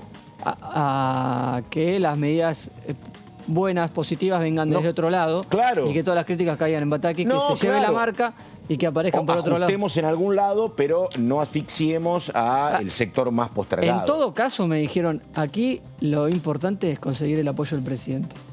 En esto se está centrando el plan de lucha, tanto para que avance por el Congreso o para que pueda llegar a salir por decreto, como salió la UH. Sí, claro. Es central tener un aval desde la presidencia. Sin el aval de la presidencia, me parece a mí las que van a voluntades decir, aquí en el Congreso no se van a alinear. Me parece a mí que van a ver, creo, ¿no?, que por un lado vendrá algún ajuste de Batakis en nombre del equilibrio fiscal, y por otro lado, para que la cuestión no sea tan complicada, esto del salario básico, que además, digámoslo, como dice el Frente de Izquierda, cuando uno habla de salario, uno imagina 70.000 pesos por mes. No, Claro, no. Son 13.000, digo, así que habrá que ver, y después, que es otro tema, cómo se maneja eso con una inflación del 4 o 5% mensual. Vamos con el diputado Carazo, entonces. Aquí estamos con Marco Giorgetti, acaba de pasar Alejandro Finocchiaro, y esto es el análisis. El campo está también muy complicado. Yo no escuchaba a un periodista en el día de ayer en algunos medios que hablaban que ha habido bárbaros en el campo. No tienen ni idea. El campo le fue mal. La sequía que hubo le ha afectado el rendimiento. No hay combustible. En el momento que se necesitó, hubo una helada tremenda que afectó el rinde. No hay combustible. Se te rompe una máquina, la dejas afuera de esquema. Se está complicada toda la situación. Lo que falta es una frase trillada, una frase que no suma. Digo, debería sumar, pero no es posible. Es sentarlo en todos los sectores productivos, sociales, a ver si ordenamos el barco. Porque el barco nos está llevando a un lugar, me parece que va a ser muy complejo, y la gente, el desazón que tiene, bueno, lo manifiesta con una... Ya ni protesta la gente, ya está tan con los brazos caídos que ya ni protesta la gente. La verdad que yo veo una situación muy compleja. Bueno, vamos a un temazo, Giorgetti, y que es, mira, ayer hablaba con justamente un dirigente político argentino que conoce mucho Bolivia, que yo lo llamé porque el tema de Bolivia se armó porque el presidente Arce publicó ayer un cuadro con los países con mayor inflación en el mundo. Y nos liquidó, ¿no? Exactamente, cuadro de honor para Venezuela y Argentina. Ojo, Venezuela acercándose a Argentina en promedio, pero bueno, después aparecen los países previsibles, Noruega, Finlandia, y aparece primero Bolivia. Y bueno, me explican que primero lo que hicieron ellos fue nacionalizar bienes de producción, básicamente lo que tiene que ver con el proyecto minero, es del Estado. Después dice que es un país todavía con poco gasto social. Claro. Pero además fue una política muy cuidadosa y muy conservadora de Evo Morales durante 12 años en materia de reservas. Tienen mucha reserva. No era que dilapidaban. No. Tienen un montón. Entonces, obviamente, vos tenés reservas, estás más tranquilo con el comportamiento del dólar y demás. Es el modelo del primer kirchnerismo, digamos. Bueno, exactamente. El modelo Evo que lo sostuvo. Exactamente. Bueno, pero hablando con este dirigente un poco después de lo que tiene que ver con, viste el debate que hay en la Argentina sobre si tiene que haber una economía popular o no, tiene que convivir con la economía tradicional. Sí. Los dirigentes sociales dicen que sí, a Cristina la vi más reactiva a eso. Bueno, con este dirigente hablábamos de otro modelo que en algún lugar se aplica, que es que para dar más trabajo, también dijo Finocchiaro que quiere dar más trabajo. Bueno, ¿por qué no? Hoy tenés en muchos lugares semanas de 48 horas, semanas de 40 horas, cuando tenés la suerte de tener trabajo. Bueno, ¿por qué no trabajar 6 horas o trabajar 5? Y que, por ejemplo, los trabajadores metalúrgicos o los trabajadores de la industria automotriz trabajen la mitad. Pero ojo, que eso no es tan sencillo, porque si vas a trabajar la mitad vas a cobrar la mitad también, ¿no? Pero bueno, el tema de las menos horas era como una cuestión factible. Es fundamental para tener esta discusión tener un salario que te permita estar por encima de la línea de la pobreza. Exactamente. Porque si no, no podemos ni empezar a discutirlo, el tema de la reducción. Digo, en el Estado, suponete que en el Estado en lugar de trabajar 6, trabajes 4. Sí, bueno, pero si vos tomás más gente para trabajar esas 2 horas o haces turnos de 4 y 4, habría más gente cobrando un salario, habrá que ver si el Estado tiene recursos para solventar otro sueldo. Sí. Pero bueno, a ver, este era uno de los temas, estamos en el análisis, a ver, reducción de la jornada laboral, ¿qué se dice? El primer objetivo es modernizar una norma que claramente, en el caso de la Argentina, quedó fuera del tiempo. La mayor parte de los países del mundo, incluso en América Latina, a partir de la incorporación de la ciencia y tecnología a los procesos productivos, ha ido reduciendo la jornada laboral.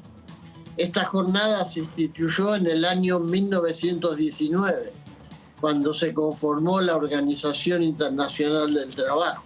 Claro. Después, ya entre la década del 60 y la década del 80, muchos países, ya con los cambios de los procesos productivos, la incorporación de la tecnología, tanto en la actividad productiva como en los servicios, fueron acortando la jornada con un objetivo que era, por un lado, lograr mayores niveles de productividad, porque está comprobado que en la medida que la jornada es menos extensa, la productividad es mayor. ¿Por qué? Y con el otro gran objetivo,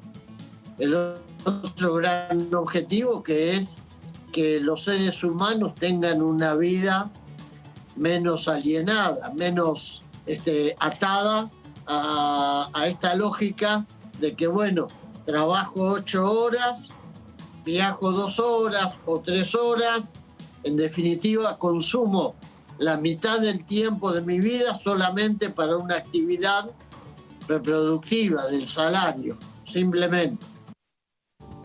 Bueno, muy interesante esto que dice Yasky, muy interesante. El problema es que habrá que ver cómo esto se puede instrumentar. Uno entiende que, si uno mira los países centrales, la discusión va para ese lado y en algún momento va a ser algo que va a suceder, que la jornada laboral de 8 horas, como la conocimos, de un estado de bienestar, con la fábrica llena de trabajadores del siglo XX, no va a existir más en algún momento y va a haber que hacer algo con eso. El tema es ¿en qué momento puede llegar acá? No, además, ¿en qué momento van a estar dadas las coincido. Condiciones para que aquí se pueda hacer efectivo? Pero mira, pero lo que pasa es que uno tiene, y esto es de ahora, tiene 2 modelos que más o menos los he visto funcionar y los conozco. Uno es, esto lo hablaba con un ex ministro de Trabajo del peronismo, que planteaban que, por ejemplo, las industrias automotrices, que son, uno sabe, autos alemanes, autos italianos, autos franceses, tienen una gran industria automotriz. Pero ¿qué descubrieron ellos hace 20 años? Che, acá es un país adelantado, cada trabajador cobra 4.000, 5.000 euros por mes, es muy caro. Claro. ¿Qué hicieron? Trasladan las fábricas a América Latina, a Asia y fabrican los mismos autos con sueldo, con suerte, de $1.000, $1.500. Claro. Y lo mismo, esto lo vi una vez, llego a Boston y había barracas abandonadas a la entrada de la ciudad y yo pregunté qué era. ¿Sabés qué era? Boston era hace 40 años un gran centro de la industria textil. Bueno, los americanos al trabajador textil le pagaban $1.500 por mes. ¿Sabes qué hicieron? Lo trasladaron al sudeste asiático y la pobre gente sigue trabajando en condiciones de esclavitud por $200.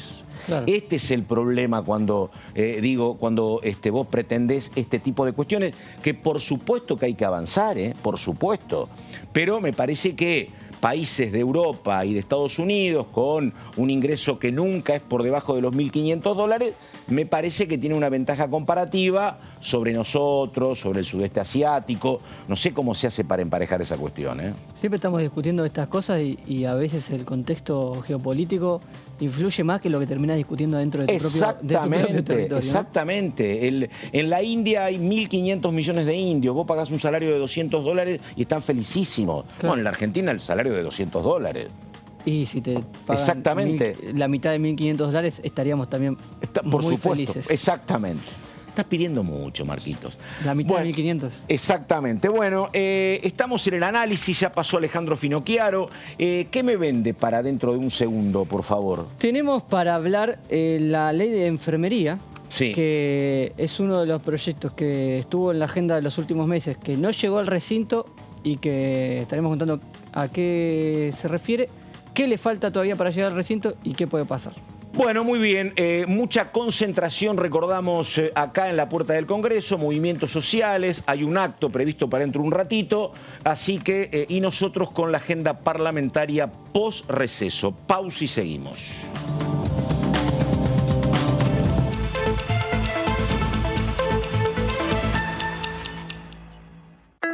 ¿Ya consultaste el calendario de vacunación? Nuestro calendario es de los más completos de América Latina y cubre todas las etapas de la vida. Las vacunas son gratuitas y se aplican en los vacunatorios, centros de salud y hospitales públicos del país. Más información en argentina.gov.ar/vacunas. Vacúnate. Es bueno para vos, es bueno para todas y todos. Argentina te cuida. Ministerio de Salud. Argentina Presidencia.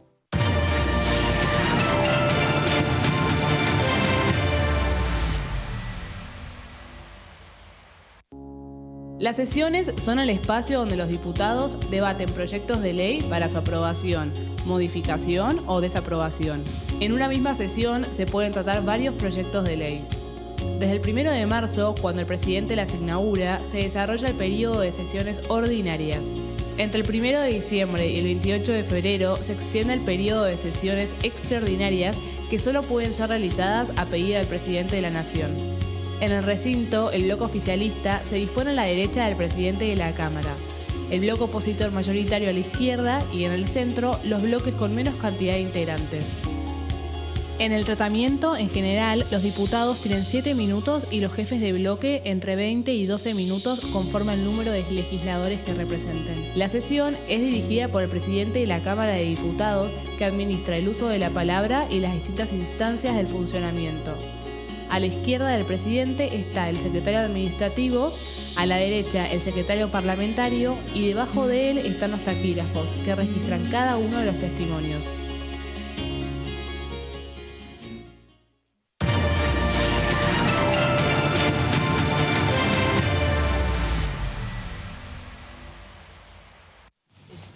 ¿Qué haces? Nada, estoy calculando la temperatura que va a ser ella. ¿Y cómo? Y sí, acá dice que cada 1000 metros de altura la temperatura baja 6,5 grados. ¿Qué calculas? Que no traje suficiente abrigo. Ay, Dios. Este año, la bandera de la educación va a izarse más alto que nunca. La educación, nuestra bandera. Ministerio de Educación. Argentina Presidencia. Hola, hola, ¿cómo va? Aquí estamos, desde el recinto. El ideario del peronismo, primero sigue absolutamente vigente, pero todavía no alcanzamos. El día que nuestro país tenga plena justicia social, soberanía política e independencia económica, probablemente hayamos llegado al final del camino de una idea.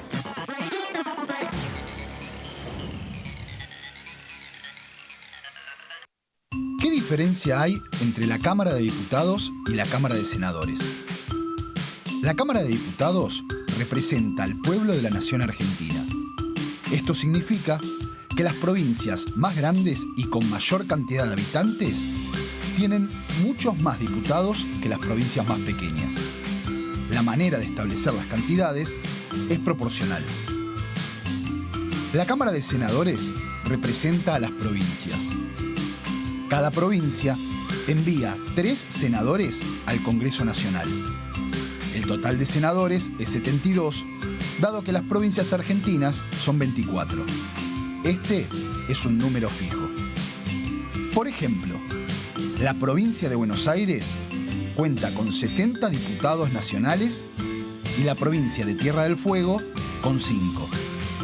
Pero tanto la provincia de Buenos Aires como la de Tierra del Fuego cuentan con 3 representantes cada una en el Senado de la Nación. Cada 2 años, el Congreso Nacional renueva la mitad de sus diputados y 1/3 de sus senadores nacionales. El mandato de los senadores es de 6 años, mientras que el de los diputados es más breve, dura solamente 4 años.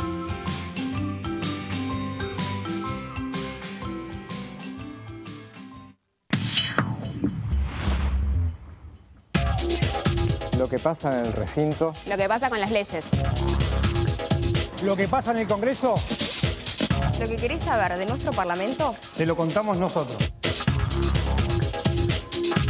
Porque somos tu voz en el Congreso. DTV, el periodismo en el Congreso. Si salís a la ruta, alcohol cero. Si manejás, alcohol cero. Si salís y manejás, no tomes. Viajá seguro. Al volante, alcohol cero. Reconstrucción Argentina, Ministerio de Transporte, Argentina Presidencia. Todas las noticias de la Cámara de Diputados te la contamos nosotros. Porque somos tu voz en el Congreso. DTV, el periodismo en el Congreso.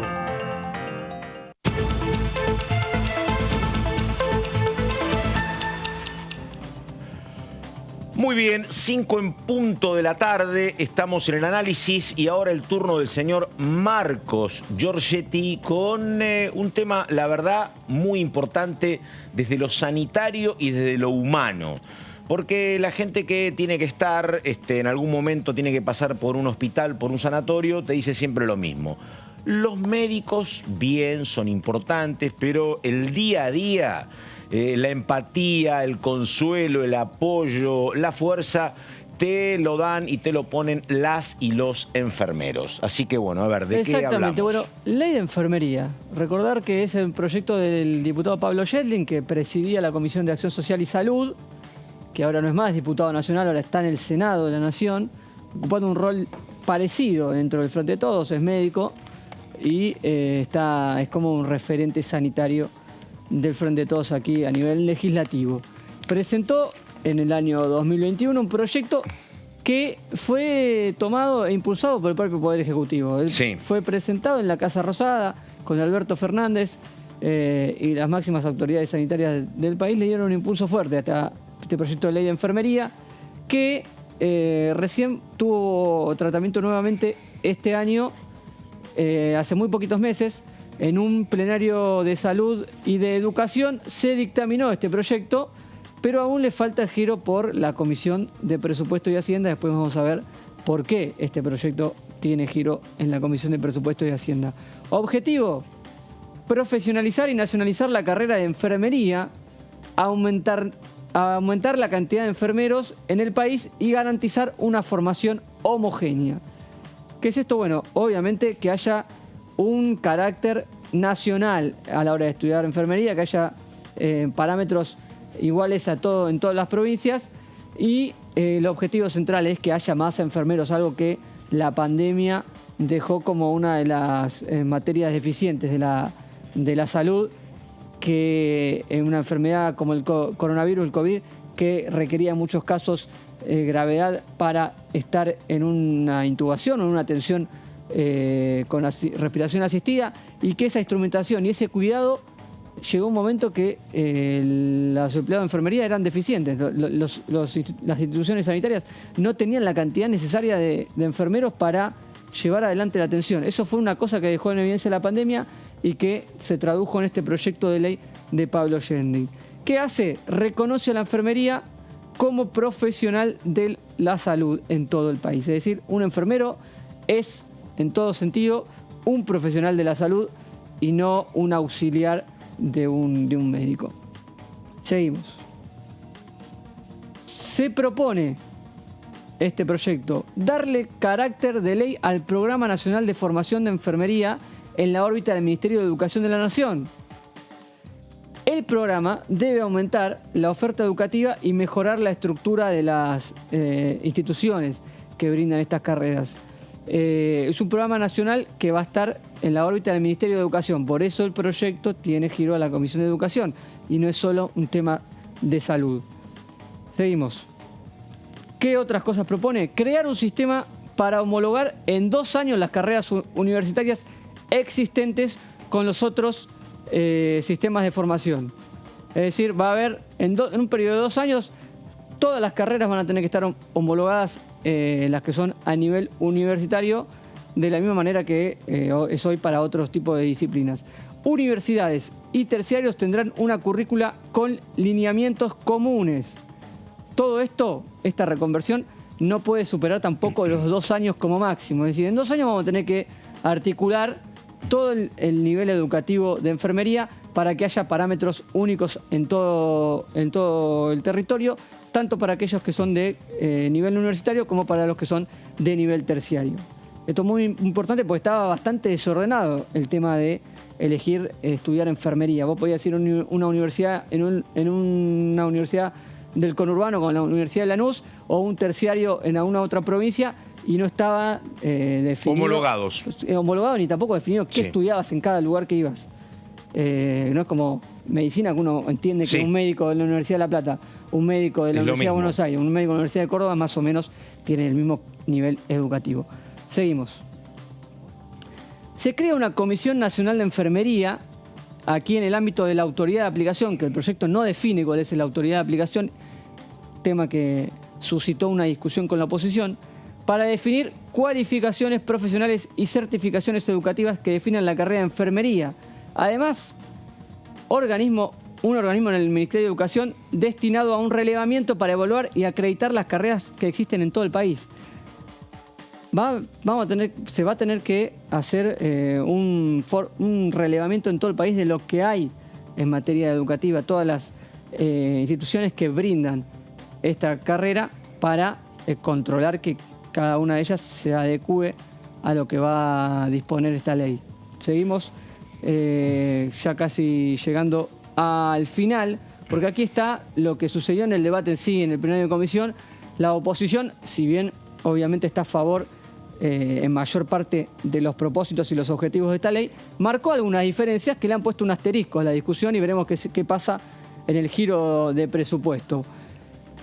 Firmó un dictamen de minoría en este plenario de la oposición.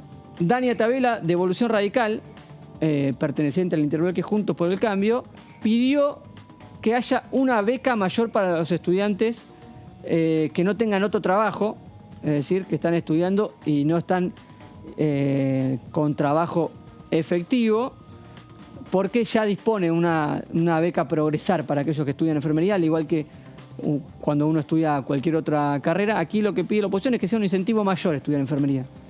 Que además de las becas Progresar haya una beca mayor para aquellos que eligen enfermería y no tienen un trabajo. Estándares mínimos de calidad, dice el dictamen de minoría de la oposición, pero además deja algo que está abierto en el texto propuesto por Shending, que es que la autoridad de aplicación sea el Ministerio de Educación. Aquí que no vaya a salud, sino que esto es un tema educativo y que esta ley tiene que estar bajo la órbita del Ministerio de Educación de la Nación. Por el tema de las becas, obviamente, que es una erogación de las arcas nacionales, el proyecto va a pasar por presupuesto de Hacienda. Veremos qué pasa ahí con esta discusión, si logran incorporar alguna de estas definiciones que ha propuesto la oposición en búsqueda de tener un caudal de votos cercano a la unanimidad en el recinto de la Cámara de Diputados. Perfecto, caballero. Muchas gracias. Y vamos ahora, hay otra cuestión vinculada con esto que explicaba Marcos, que por supuesto que no tiene solución mañana ni pasado, pero que es central. Digo, que es el salario de enfermeras y enfermeros y el reconocimiento. Uno ve permanentemente reclamos en el ámbito de Cava de profesionales de la salud, enfermeras y enfermeros, pidiendo un reconocimiento que no aparece nunca. Y la otra cuestión, obviamente que esto es bueno, sirve para que haya más enfermeros, sirve para que haya más profesionales, pero los salarios en salud siguen siendo salarios muy castigados y es un problema central. Digo, si uno plantea, como decía Finocchiaro, y uno coincide que tiene que haber coincidencias básicas y mirar a lo que viene, y bueno, el sueldo del personal de salud y el sueldo de los docentes tiene que ser un sueldo que supere el umbral del nivel de dignidad. Y bueno, y eso la verdad que cuesta mucho trabajo y la verdad uno no lo ve en el corto plazo.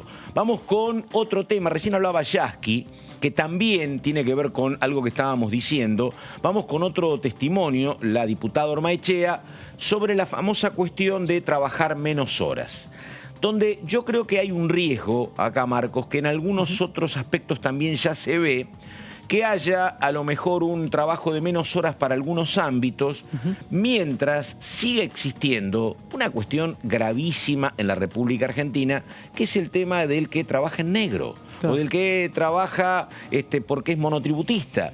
Para esa gente no hay nada. Y a veces sí, ¿no? Uno tiene algún sector laboral con, no digo ventajas, sino con derechos que deberían ser para todos, pero que terminan siendo para una minoría. Tenés sueldos que son una minoría, tenés derechos que son para determinados grupos y 40-50% de la población sin aguinaldo, sí, sin derechos, sin indemnización, repito, o en negro o siendo monotributriste. Así que bueno, sí, por ahí va la cuestión, pero esto dice la diputada Ormaechea. A ver. El proyecto habla de 6 horas diarias de 36 semanales, sin que esto signifique la reducción de la jornada, reducción de salario. Lo hace en todas las formas de trabajo, me refiero a trabajo nocturno o insalubre, claro. O sea, es transversal a todo. Tiene en cuenta el debatir o el discutir, claro, el tema de horas extras, y el objetivo fundamental es mejorar la calidad de vida de los trabajadores y trabajadoras, claro, y el objetivo también, probado por algunas pruebas que se han hecho en otros lugares, es que también mejora la rentabilidad, la producción, junto con la calidad de vida de los trabajadores y trabajadoras. Todos sabemos que el derecho laboral no va a solucionarle la vida a todos aquellos personas que se encuentran desocupadas. Sí permite una ley como esta, una ley presentada por Hugo Yasky, permiten una distribución del trabajo de otra manera, sobre todo en los sectores. Creo que una de las preguntas que más me hacían, ¿por qué en este momento de tanta crisis económica, claro, o de tanta crisis en el mundo? Y bueno, porque creo que tenemos la obligación de buscar nuevas herramientas, sin duda, que permitan nuevas salidas, sin duda, establezcan otras formas de relaciones laborales. Hace 100 años que tenemos la jornada de 8 horas y somos uno de los países más atrasados con respecto a esto. Mirá. Porque hay países avanzados que ya la tienen reducida, mirá, a la jornada laboral. ¿Qué tema no? Sería bueno saber cuáles son los países y la verdad que esto es innegable y enseguida vamos con Claudio Mardones. Lo que yo, la verdad, humildemente no veo demasiado es qué sector privado va a decir, mira, yo tengo una dotación de 100 empleados para fabricar lapiceras o vasos Y entonces yo voy a hacer que en lugar de trabajar 8, trabajen 4 y tengo 2 dotaciones. La verdad, es raro que le termine resultando lo mismo, Claro. tener 200 trabajadores que tener 100. Yo te digo, me cuesta ver cómo esto y cómo hace el trabajador para, cobrar el mismo salario. Tendrán que disminuir las cargas. Porque, ¿sabés qué pasa? Es lo que me da un poco de aprensión. Digo, ¿qué país? Digo, porque bueno, la Argentina es parecida, socioeconómicamente hablando, a Brasil, a México y no mucho más. América Latina, dependiente, pobreza. Digo, no podemos hablar ni de Noruega ni de Finlandia, no se puede. Digo, no sé en qué país y no sé qué sector privado va a aceptar esto. Claro. Y si el sector privado o el Estado no te dan el trabajo, digo, no la veo a Batakis diciendo incorporemos al doble. ¿Y con qué derechos? Si hoy el Estado te negrea, imagínate si vos tenés el doble del personal. Claro. Pero no lo veo. Sí. Pero bueno, el que tiene todas las respuestas... Me imagino. Es el señor Claudio Mardones. Yo tengo 2 referentes hablando de movimientos sociales. Sí. El señor Agustín Álvarez Rey y el señor Claudio Mardones saben prácticamente todo. Ambos compañeros de la sala de prensa. Pero como de la el Cámara amigo de es Diputados. Mardones, y Mardones entonces, dijo presente, vamos a hacer todo oídos. ¿Cómo le va, Mardones? ¿Qué dice?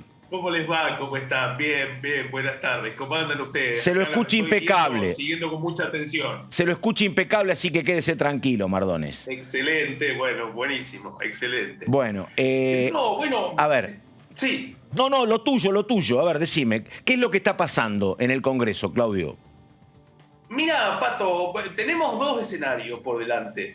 En primer lugar, un tema tiene que ver con saber finalmente si el Ejecutivo va a jugar o no va a jugar alguna pieza de acá a fin de este mes, en un contexto en donde la ministra de Economía, Silvina Batakis, había hablado en primer lugar de cambiar el artículo 8 de la Ley de Administración Financiera y también deslizó la posibilidad de que hubieran otros recursos de proyectos que pudieran enviar al Congreso. Eso generó una primera incógnita al respecto. Eso en primer lugar. Hasta ahora no ha habido señales de que el Ejecutivo fuera a jugar una carta muy importante de acá a fin de mes. Es decir, que por una parte vamos camino a una sesión que podría concretarse recién para el 28 de julio o para fines de este mes. Eso por un lado. Lo otro tiene que ver con la agenda política que incluso está sucediendo afuera del Palacio hoy a partir de este escenario político que queda planteado luego de esta ofensiva que lleva adelante un sector de las organizaciones sociales para instalar el debate del salario básico universal, ¿no? O sea, tenemos dos perspectivas. Por una parte, que este instrumento de política social también podría aplicarse por decreto.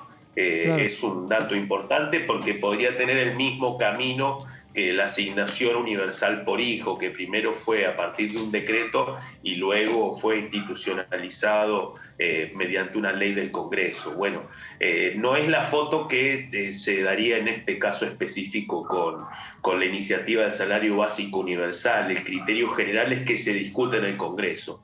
Eso habla de un dato muy importante, que a la foto política en la Cámara Baja es que el oficialismo no tiene los votos suficientes para poder avanzar en una iniciativa de este tipo. Hay un dato importante, que esto, digamos, ya forma parte de un proyecto de ley que ingresó el 4 de mayo, que lleva la firma de Itay Hackman y que también lo que hace es cristalizar un debate dentro de la coalición oficialista que ya lleva un buen tiempo. Sí. Y que forma parte de las expectativas de los movimientos sociales también, que están dentro del Frente de Todos esperando algunas señales que vinieran finalmente de la Casa Rosada.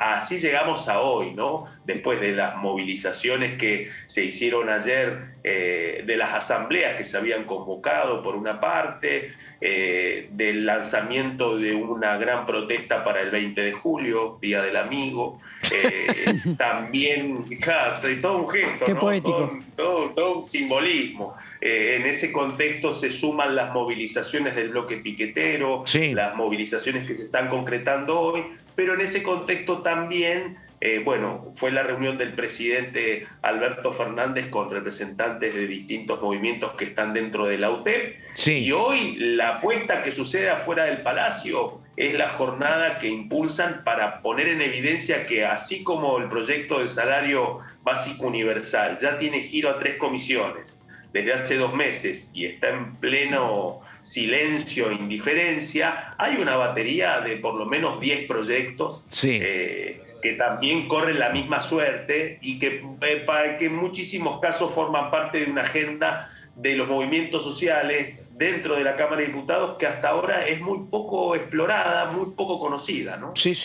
Te iba a decir diputado. Claudio, ¿cómo la costumbre? Claudio. Casi. ¿Cómo estás? ¿Sabes? Recientemente alguien me decía que alguien que está detrás apoya estos proyectos aquí en la Cámara de Diputados, decía, para cualquier cosa que hagamos necesitamos el aval del presidente.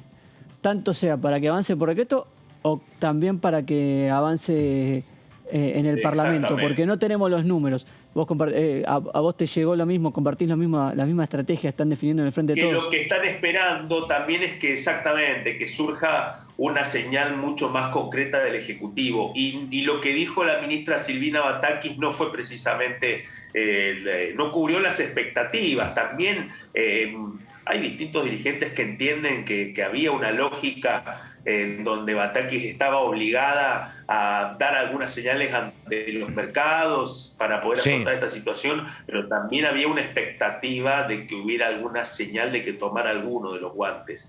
Algunos creen que no los dejó todos los guantes tirados, especialmente en el caso de que deslizó la posibilidad de que hubiera un programa más focalizado, que no tuviera la dimensión del proyecto que lleva la firma ya de 30 diputados encabezados por Hagman, en donde habla de un alcance de 7 millones de trabajadores y trabajadoras en situación vulnerable y que eso implicaría un costo del 1% del PBI. Bueno, parece que Batakis lo que ha mencionado es una salida intermedia que quizás podría tener otra fuerza si fuera ya explicitado por el gobierno como que esa fuera la salida, pero hasta ahora eso no aparece y nos encontramos con esta dinámica en donde hay una parte de la agenda política que empieza a surgir, pero a partir de la organización de movilizaciones, ¿no? Este es el otro dato emergente de estos días, ¿no? Y que también atraviesa al Parlamento, al Congreso, porque la estrategia en el fondo, y esto es lo que está sucediendo en la puerta del Congreso, es que la acumulación política que están buscando hacer las organizaciones sociales de distinto pelaje político es que este tema finalmente se ponga sobre la mesa en la agenda legislativa, ¿no? Mardones, se me ocurre a mí, ¿no? Y le digo a Giorgetti, digo, hay un particular silencio de la vicepresidenta desde que asumió Batakis. Y ahora se me ocurre pensar que tal vez ese silencio tenga que ver con que la vicepresidenta está viendo cómo se dirime esta tensión.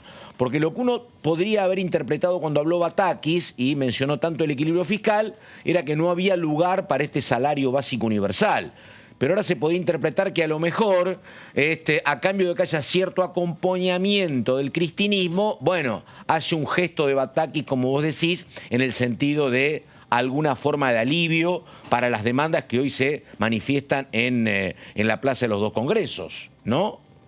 Exactamente, Pato. Bueno, parece que también hay un dato nuevo también en esta coyuntura, que a partir de las reuniones que han vuelto a compartir el presidente Alberto Fernández, la vicepresidenta Cristina Fernández de Kirchner y el titular de la Cámara Baja, Sergio Massa, es que parte de estos encuentros suceden con muchísimo hermetismo, pero eso no hace imposible poder dilucidar cómo va evolucionando la discusión interna del Frente de Todos a partir de la urgencia de algunos puntos que son ineludibles en lo que tiene que ver con el ordenamiento de la coalición oficialista.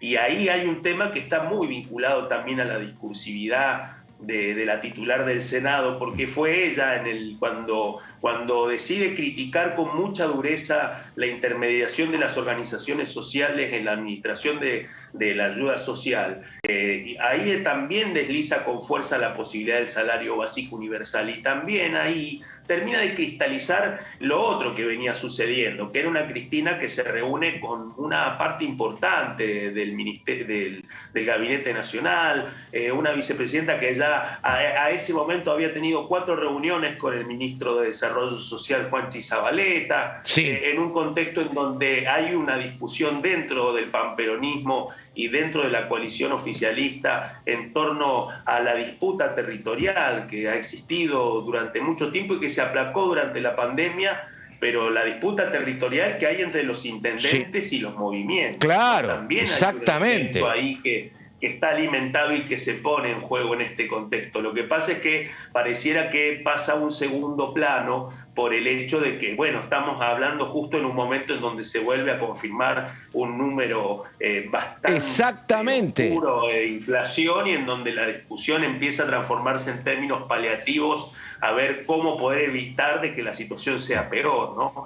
Pero bueno, estos son los componentes que están en juego ahí y que, respondiendo a tu razonamiento, Pato, yo entiendo que sí, que forman parte del análisis que está haciendo y que también explica. Yo no leería, yo leo en parte el silencio de los socios de la coalición oficialista y de la vicepresidenta por 2 temas. Por una parte, porque es una de las garantes de esta nueva espacio de comunicación para poder articular a la coalición oficialista en este momento. Y por otra parte, creo que hay cierta prudencia directamente proporcional a la al riesgo de la coyuntura, ¿no? Claro. Sí. Además, ¿sabés qué pasa acá? El problema es que uno no puede abstraer este debate si salario básico universal o no, y cuál es el rol de los movimientos sociales, sin ver lo que está pasando con la economía, donde por un lado, si vos ves el índice de inflación, te hace cada vez más urgente alguna asistencia para los que cobran planes sociales y para todos los asalariados, porque tenés una inflación del 5% promedio todos los meses, el salario se te licúa. Ahora, en la misma proporción que es imperioso algún tipo de auxilio, también, si vos auxiliás, para los mercados es como combustible, digo, porque los mercados te van a decir, si vos facilitás una salida económica, bueno, el dólar a lo mejor sigue subiendo, porque lo que no quieren los ortodoxos, no quieren nada de emisión, como primer paso para calmar algo, ¿no? Entonces es un choque jorobado, me parece. Exactamente, es una tenida bastante complicada, pero que también tiene una agenda macroeconómica, porque ¿quién podría dudar de que en este momento los socios de la coalición oficialista no están mirando la relojería de la negociación con el fondo, teniendo en cuenta que recién ahora se concretó la primera auditoría de las 11 pactadas en estos próximos 2 años y medio, en un contexto en donde las fuentes del oficialismo no niegan que hay necesidad en algún momento de redefinir alguna de las metas del pacto con el fondo, porque ya era un tema que lo había mencionado en su momento el propio vocero del Fondo Monetario cuando recién se había suscrito el pacto y estaban viendo cuál iba a ser la fórmula en la que se lo iban a enviar al Congreso de la Nación para que le diera la autorización del endeudamiento, ¿no? O sea, parece también de que hay una situación que está íntimamente ligado en ese contexto. La decisión también del oficialismo, motorizado por la urgencia también de adelantar algunas discusiones políticas para que eso no termine, digamos, de madurar durante la primavera, cuando ya la situación pueda ser un poco más compleja que en la actualidad. Y el otro es el saldo político respecto a lo que implica este debate público en la conversación política de la pertinencia o no del salario básico, en donde venimos de semanas complejas, tirantes también, de un nuevo ciclo de movilizaciones, pero también nuevamente con una agenda en donde ha habido un altísimo nivel de estigmatización también, ¿no? Bueno, entiendo que ahí se empiezan a cruzar todas esas variables, pero también en términos políticos reaviva quienes reclaman que hayan más cambios en este contexto, ¿no? Hay que ver también cuál va a ser la posición de la CGT en este contexto, que ha estado muy empeñada en mantener al ministro de Trabajo, Claudio Moroni, en su lugar. y también saber si, bueno, ya están por ponerle fecha y definir cómo se van a movilizar para empezar a señalar a los formadores de precios en agosto. Y bueno, y lo otro que viene también tiene que ver con el aniversario de Evita y todo lo que 26 de julio para la liturgia del peronismo, ¿no? Hay que ver cuáles van a ser las gesticulaciones y los gestos políticos que se van a ir articulando, ¿no? Quedan aproximadamente 12 días para entonces. Bueno, es una agenda muy cara para el peronismo en un contexto de esta discusión política. Yo creía que en 4 días, Mardones, usted estaba curado del resfrío y que estaba todo arreglado, pero me parece que viene un poco más difícil, Mardones. Bueno. Lamento desilusionarlo, pero las estrategias paliativas para no estornudar en cámara han dado resultados. Exactamente, salió impecable, Mardones. Quédese tranquilo, abríguese y cuídese. Exacto. Chau, Claudio, abrazo. Un gusto saludarlo. Chau. Bueno, aquí estamos después de Mardones con el señor Marco Giorgetti. Vamos con Pablo Tonelli, a ver qué es lo que dice el diputado. Tal vez es el hombre más representativo de Juntos por el Cambio en materia judicial, Consejo de la Magistratura. ¿No? Sí, técnica, su capacidad técnica con los temas judiciales está muy presente en todos los debates. Exactamente. Bueno, Tonelli que está hace muchos años en la Cámara de Diputados. Claro, Tonelli, efectivamente. Hoy que pasó Finocchiaro, y Finocchiaro hablaba del pacto Alfonsín-Menem en el 89. Si no me equivoco, desde el 2011 de manera ininterrumpida. 3 mandatos seguidos. El padre de Tonelli fue el ministro de Trabajo y Deler Tonelli del doctor Alfonsín allá por los 80 también. Bueno, vamos con Pablo Tonelli, que dice lo siguiente. A ver. Me parece que tener a un juez de la Corte sentado en el Consejo de la Magistratura y que no lo presida es inapropiado, es casi un menosprecio a lo que es la cabeza del Poder Judicial, que es la Corte Suprema. No me parece para nada. Por otra parte, yo siempre destaco que cuando se sancionó la ley que en parte ahora vuelve a regir al Consejo, que es la ley 24.937, que se sancionó en 1997, esa ley previó que el presidente de la Corte presida también el Consejo de la Magistratura, cosa que está ocurriendo ahora desde el 15 de abril.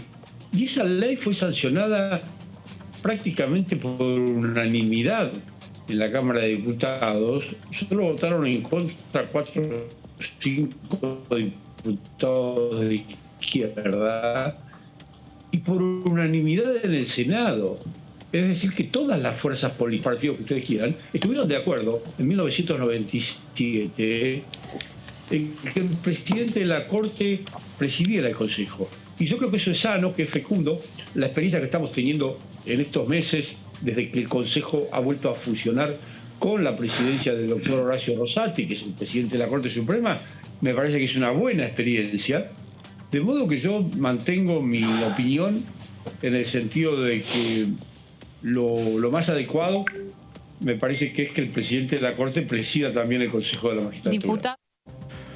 Bueno, ahí estamos, la palabra de Tonelli, que no es nueva, pero me parece, Marquitos, que con esto, si había alguna posibilidad de que a partir de lo que decía Graciela Camaño se buscara algún acuerdo. Recordamos lo que dice Camaño, antes había un proyecto del oficialismo de Cambiemos, de Juntos por el Cambio, que no planteaba la presencia de miembros de la Corte en el Consejo. Yo lo que sería partidaria, dijo ella, de que en todo caso haya un miembro de la Corte, pero que no sea el presidente. Claro. Lo que dice Tonelli es, si está en el Consejo el presidente de la Corte, corresponde que sea el presidente del Consejo de la Magistratura. Así que en un escenario muy peleado, no veo que esto se pueda desempatar, me parece, ¿no? Está difícil el tema, ¿no? Claramente es uno de los proyectos que claramente cuando se intenta tratar no se encuentran los acuerdos y termina naufragando en intenciones. Algo parecido con ley de alquileres, pero desde el otro lado, ¿no? La oposición es la que más interés tiene que salga un proyecto para que no sigan las condiciones actuales y se encuentra con la imposibilidad de conseguir el número. Estamos con el diputado Francisco Sánchez, hombre del PRO de Neuquén. ¿Cómo le va, diputado? ¿Qué dice? Muy bien. Diputado, ¿usted es abogado? ¿Es contador? ¿Su profesión original cuál es? No, yo soy profesional de recursos humanos, pero no... Está. No ejerzo. Está. Está bien. No, le preguntaba esto porque la verdad que el tema del Consejo de la Magistratura es un problema porque viene del año 94, nunca funcionó y antes, desde el 83 al 94, 11 años, también se criticaba muchísimo el sistema de elección de jueces porque dependía de un acuerdo del oficialismo y la oposición, que era en ese momento el peronismo y era el radicalismo. Senado, ¿no? En el Senado, efectivamente. La comisión la presidía Vicente Leónides Sadi, peronista. El Senado era mayoritariamente opositor para con el gobierno de Alfonsín y siempre había críticas. Y dijeron, eureka, apareció el Consejo, se van a solucionar todos los problemas, se reformó el Consejo y la solución no aparece nunca, ¿no? Es como más complejo, me parece. Sí, y el tema de fondo es los servicios de la justicia. ¿Le sirven más a la comunidad o no? Y la verdad que no estamos viendo eso. Entonces, no. Muchas de estas discusiones a veces parecen más para los políticos o para el propio círculo judicial que para la comunidad. Totalmente. La comunidad no recibe buenos servicios de justicia y creo que los servicios de justicia, obviamente que son fundamentales en cualquier sociedad que busque la igualdad de derechos y que busque la justicia como esencia, como filosofía. Muy endogámica, ¿no? Acá es endogámica, hoy en la provincia de Santa Fe. En Neuquén, cada una de las jurisdicciones pasa lo mismo. En Neuquén también, ¿no? Claro. Sí, claro. En Neuquén tenemos un gran edificio, enorme, claro, que parece inaccesible. Claro. Y que es un buen símbolo de lo que es la justicia en Neuquén. Claro. ¿No? Bueno, acá tenés Comodoro Pi, que también es muy lindo. Claro. Colas enormes de gente tratando de acceder a una justicia que está cerrada deliciamente en los sistemas, pero también es casi imposible hablar con un juez. A nivel federal se habla mucho, o se apunta a estos organismos como la Justicia Federal o el Consejo de la Magistratura, como que están muy centralizados en la Ciudad de Buenos Aires y no atienden a las cosas que pasan en el interior. ¿Usted cómo lo ven? No, es así. Yo lo que veo es como político, como persona de la política. Veo que estas discusiones que estamos llevando adelante hoy, en este caso lo promueve el oficialismo, son discusiones alejadas de la realidad y de las necesidades de la gente. Entonces, mientras que los políticos sigamos discutiendo este tipo de cosas y no busquemos una solución integral, la gente lo va a seguir viendo a la justicia como alejada de sus necesidades, que es básicamente acceder a la justicia. Sí. Bueno, antes que usted estuvo el diputado Finocchiaro, hombre de su bloque, Finocchiaro plantea una situación, dice, no puede haber diálogo entre este oficialismo y la oposición porque estamos en un distinto nivel moral, dice.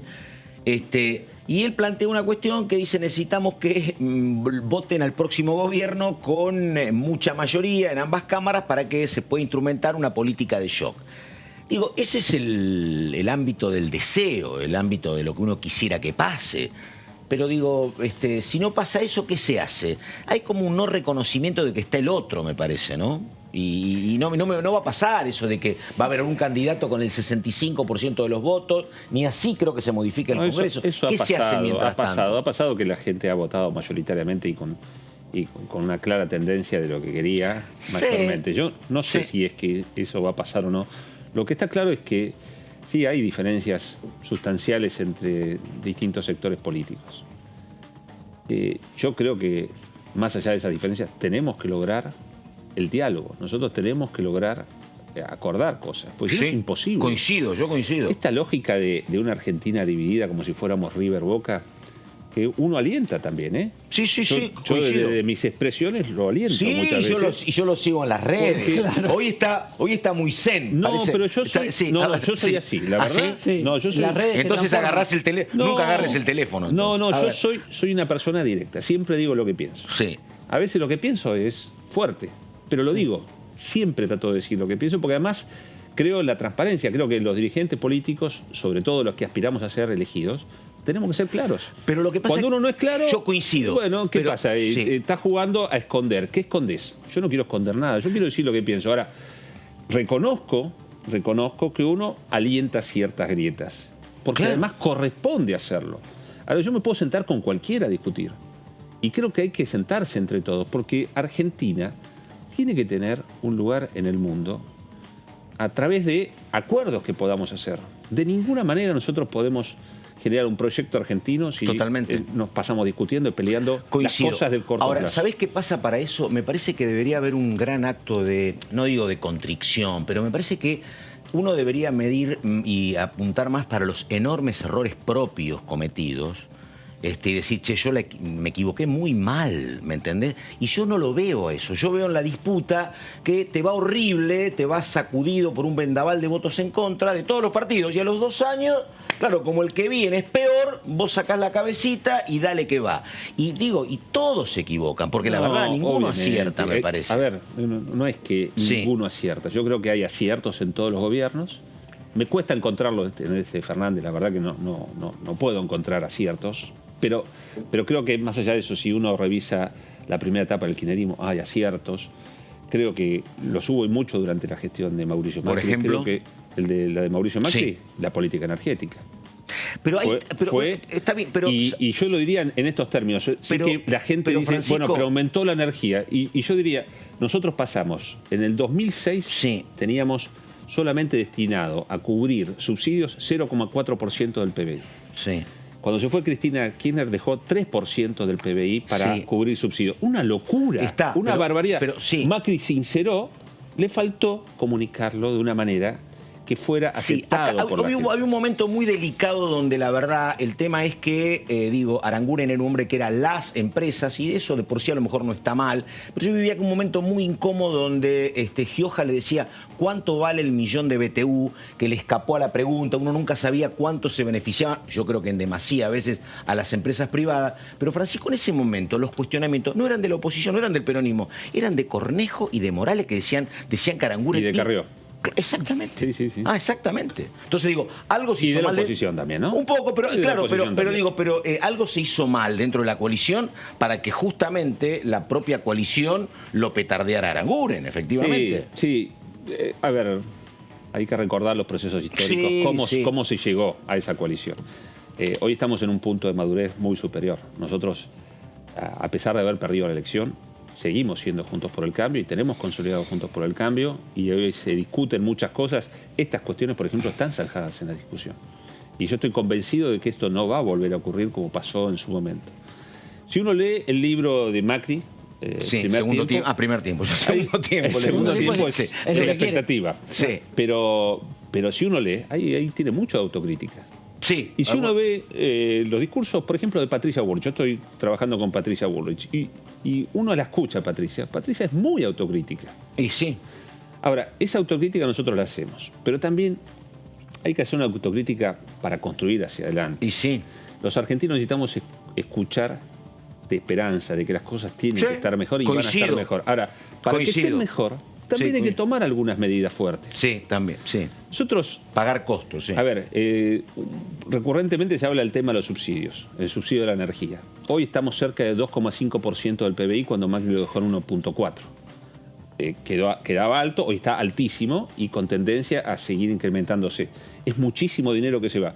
Ahora, ¿qué hacemos con los subsidios? ¿Los eliminamos? Yo soy amigo de eliminar los subsidios, absolutamente, pero también de bajar impuestos. ¿Para qué?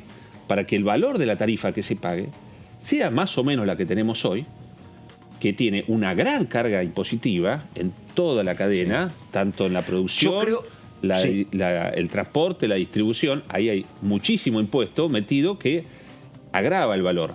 Claro, el Estado te saca la plata vía impuestos y después te regala subsidios, te regala. Terminamos pagando todo. Yo creo que esas distorsiones hay que eliminarlas. Yo creo que no es responsable pedir aumento del gasto público por parte de sectores heterodoxos, no es responsable porque de cómo lo financiás, y tampoco creo que sea responsable decir bajo impuestos sin decir que corto. Claro, es que aquí hay un festival de gasto público que es absolutamente irresponsable a nivel nacional, a nivel de provincias y a nivel de municipios. Hay pactos fiscales que se firmaron, lo del 2019, que rápidamente lo eliminaron los propios gobernadores. Los gobernadores estaban deseosos de empezar a gastar de nuevo. Entonces, no miremos solamente la irresponsabilidad fiscal del gobierno ahí viene una nacional, cuestión, ¿no? Bueno, lo que pasa, yo nunca lo entendí. Yo no entendí, la verdad, la toma de deuda por parte de Macri. Yo creo que si Macri decía, che, no tengo un solo peso, no tomo este crédito, hago el ajuste yo, creo que históricamente era un enorme logro para él. Era un gobierno que tenía margen para eso. ¿Qué hizo Macri? Tomó un crédito por 45.000 millones que lo vamos a pagar en 30 años para seguir gastando. Yo no lo entendí. La deuda de Argentina es muchísimo más grande que esa, y de hecho Fernández, con sus distintas políticas, no nos endeuda con el FMI, pero nos endeuda con muchísimo, un monto muchísimo mayor. Entiendo el concepto de no nos endeudemos con el FMI, sobre todo porque en peso no son el FMI dólares. y el Banco Mundial son dos organismos que nacieron en 1944 y que son de dominio norteamericano. Entonces ahí atrás está el concepto del imperialismo, cosa que obviamente uno no comparte. Quiere escapar al imperialismo, pero el imperialismo no solamente norteamericano. No. Uno también le tendría que escapar al imperialismo chino, por ejemplo. Nosotros tendríamos que tener un proyecto. O no escaparle a los dos y negociar con el que más te convenga. Nosotros tenemos que tener un proyecto de país fuerte, que en todo caso negociar con los dos. De igual a igual. Multilateralismo. Le quería preguntar por un tema de esta semana que me interesa saber su opinión. También creo que ha traído algún que otro proyecto de ley de parte no solamente de la oposición, sino también del oficialismo, con el tema de lo que ha pasado con este ciudadano argentino que murió en Bolivia y que se pone en tela de debate la reciprocidad en el sistema sanitario entre los dos países, no solamente con Bolivia, sino también con otros países limítrofes que utilizan los servicios públicos argentinos. ¿Usted qué opina sobre lo que pasó y sobre cómo se tiene que regular eso? Bueno, de hecho presenté un pedido de declaración para que el canciller le pida explicaciones al embajador boliviano, pero explicaciones firmes, claras, ¿no? Ahí murió un ciudadano argentino. Y el Estado argentino tiene que defender a sus ciudadanos adentro y hacia afuera de nuestras fronteras. Y muere ese ciudadano en circunstancias que son negadas por el gobierno boliviano, pero con afirmaciones muy claras de parte de los familiares y los amigos de este ciudadano argentino. Y los funcionarios argentinos se tienen que poner del lado de los argentinos, no de quien simpatiza políticamente alrededor del mundo.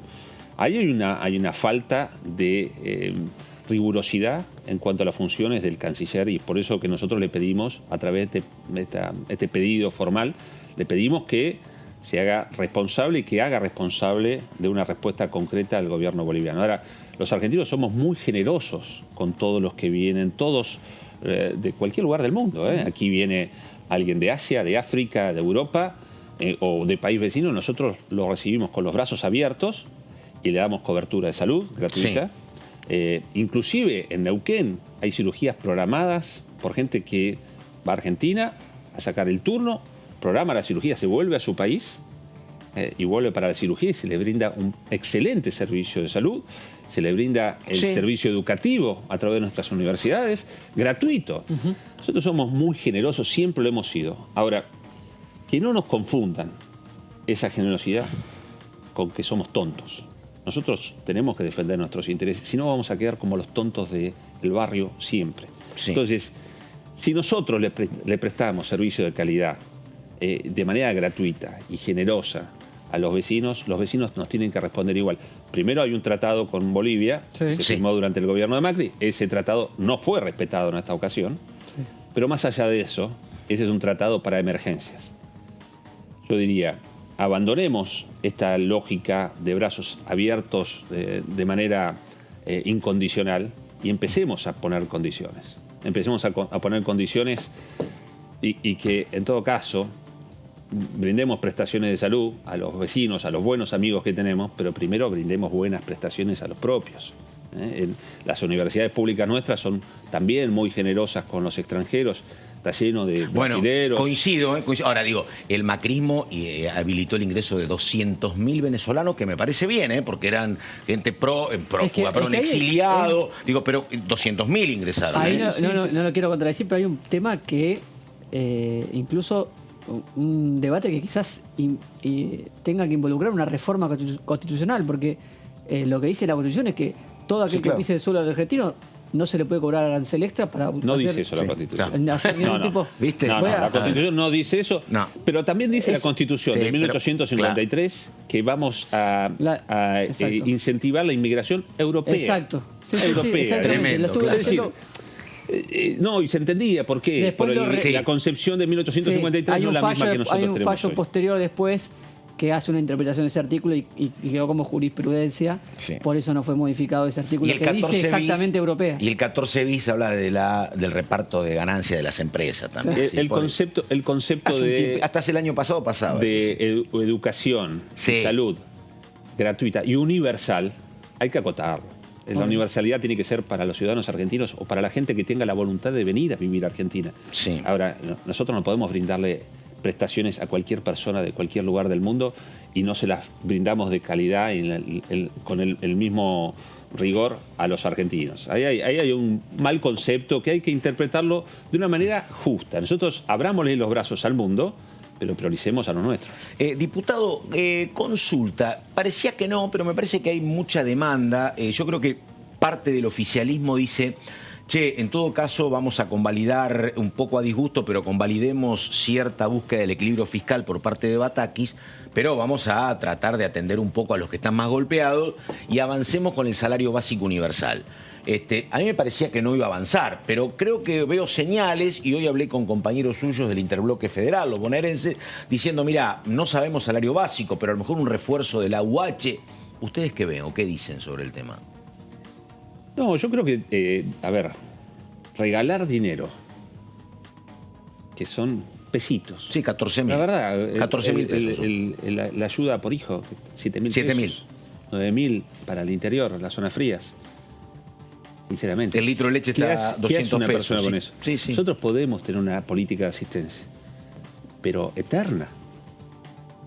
¿Por qué no empezamos a destinar fondos? Coincido, pero en esta estamos con la guerra de en el emergencia. medio, ¿no? ¿Hace cuánto que estamos? Sí, estamos muchos. hace muchísimos años de emergencia y no le hemos resuelto los problemas a la gente. No. Entonces, sí, podemos tirar unos manguitos, como decir a alguno, che, tomá, te doy unos mangos. Eso no es política social, eso es mentira. Sí. Eso es mantener a la gente en una expectativa de que se le va a dar una mano con algo que no es una mano. Yo te diría que es hasta denigrante para la gente, que encima después es llevada por 4 o 5 pungas calificados que los llevan a estas marchas y les toman asistencia y encima les manotean una parte de la plata. O sea que no estamos alimentando un buen sistema. Hay que cambiar esto y hay que cambiarlo de raíz. Yo creo que hay que poner las cosas de frente. Yo creo que mucha gente está de acuerdo con que hay que hacerlo, pero nadie se anima a hacerlo, nadie se anima a dar las discusiones de verdad porque parece que eso resta voto. Lo quería traer de vuelta al tema de energía. No sé si está interesado en un proyecto particular, pero ¿qué puede avanzar? Hidrocarburos, hidrógeno verde, litio, son todos temas que se plantean como la agenda energética, pero en proyectos aquí en la Cámara de Diputados todavía no los vemos en concreto. Aproveche, ahí la economía está tranquila, no hay demandas sociales. Aproveche, Sánchez. Mira, nosotros tenemos una base energética que es sobre todo hidrocarburífera. Sí. Tenemos tanto petróleo y tanto gas en Vaca Muerta que nos podemos asegurar el futuro por 300 años a este nivel de consumo de Argentina, por 300 años en materia de gas y de petróleo. No hace falta... ¿200 años? 300. 300 años. Bueno, lo mismo, ¿dónde no vamos a estar? Sí, no. Yo pensé, no posiblemente sé, no. Sí.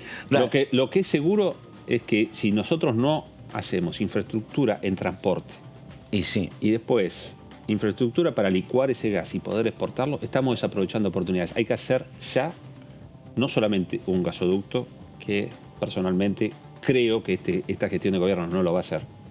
Es más, estoy seguro que esta gestión de gobierno no va a ser ese gasoducto. Esto que era... Ahora, creo que primero por una cuestión ideológica, después por una cuestión de gestión y ahora por una cuestión de práctica política a la que nos tiene acostumbrados Cristina Fernández, que en 2015 se ufanaba de dejar una bomba al próximo gobierno. Ahora no tengo dudas de que en ese mismo concepto no van a erogar los millones de dólares que hacen falta erogar para hacer un gasoducto cuyos beneficios se van a ver en el invierno 2024. Esa es mi visión de las cosas, no digo que sea así. ¿Y por qué no avanzó Cambiemos con el gasoducto en los 4 años? Bueno, es una buena pregunta, porque en realidad no hacía falta o no era necesario, porque no se había comprobado todavía, hasta el 2018 no se pudo comprobar la potencialidad verdadera de Vaca Muerta y la eficiencia que se comprobó en el 2018. Por eso en el 2018 dijeron lo hacemos. Empieza el proyecto del gasoducto. Y es un gasoducto que estaba para licitarse en 2019, pero también lo pudo haber licitado este gobierno en 2020. Sí. Tuvo la oportunidad de hacerlo y tuvo 2 años para hacerlo y todavía no terminan con el proceso.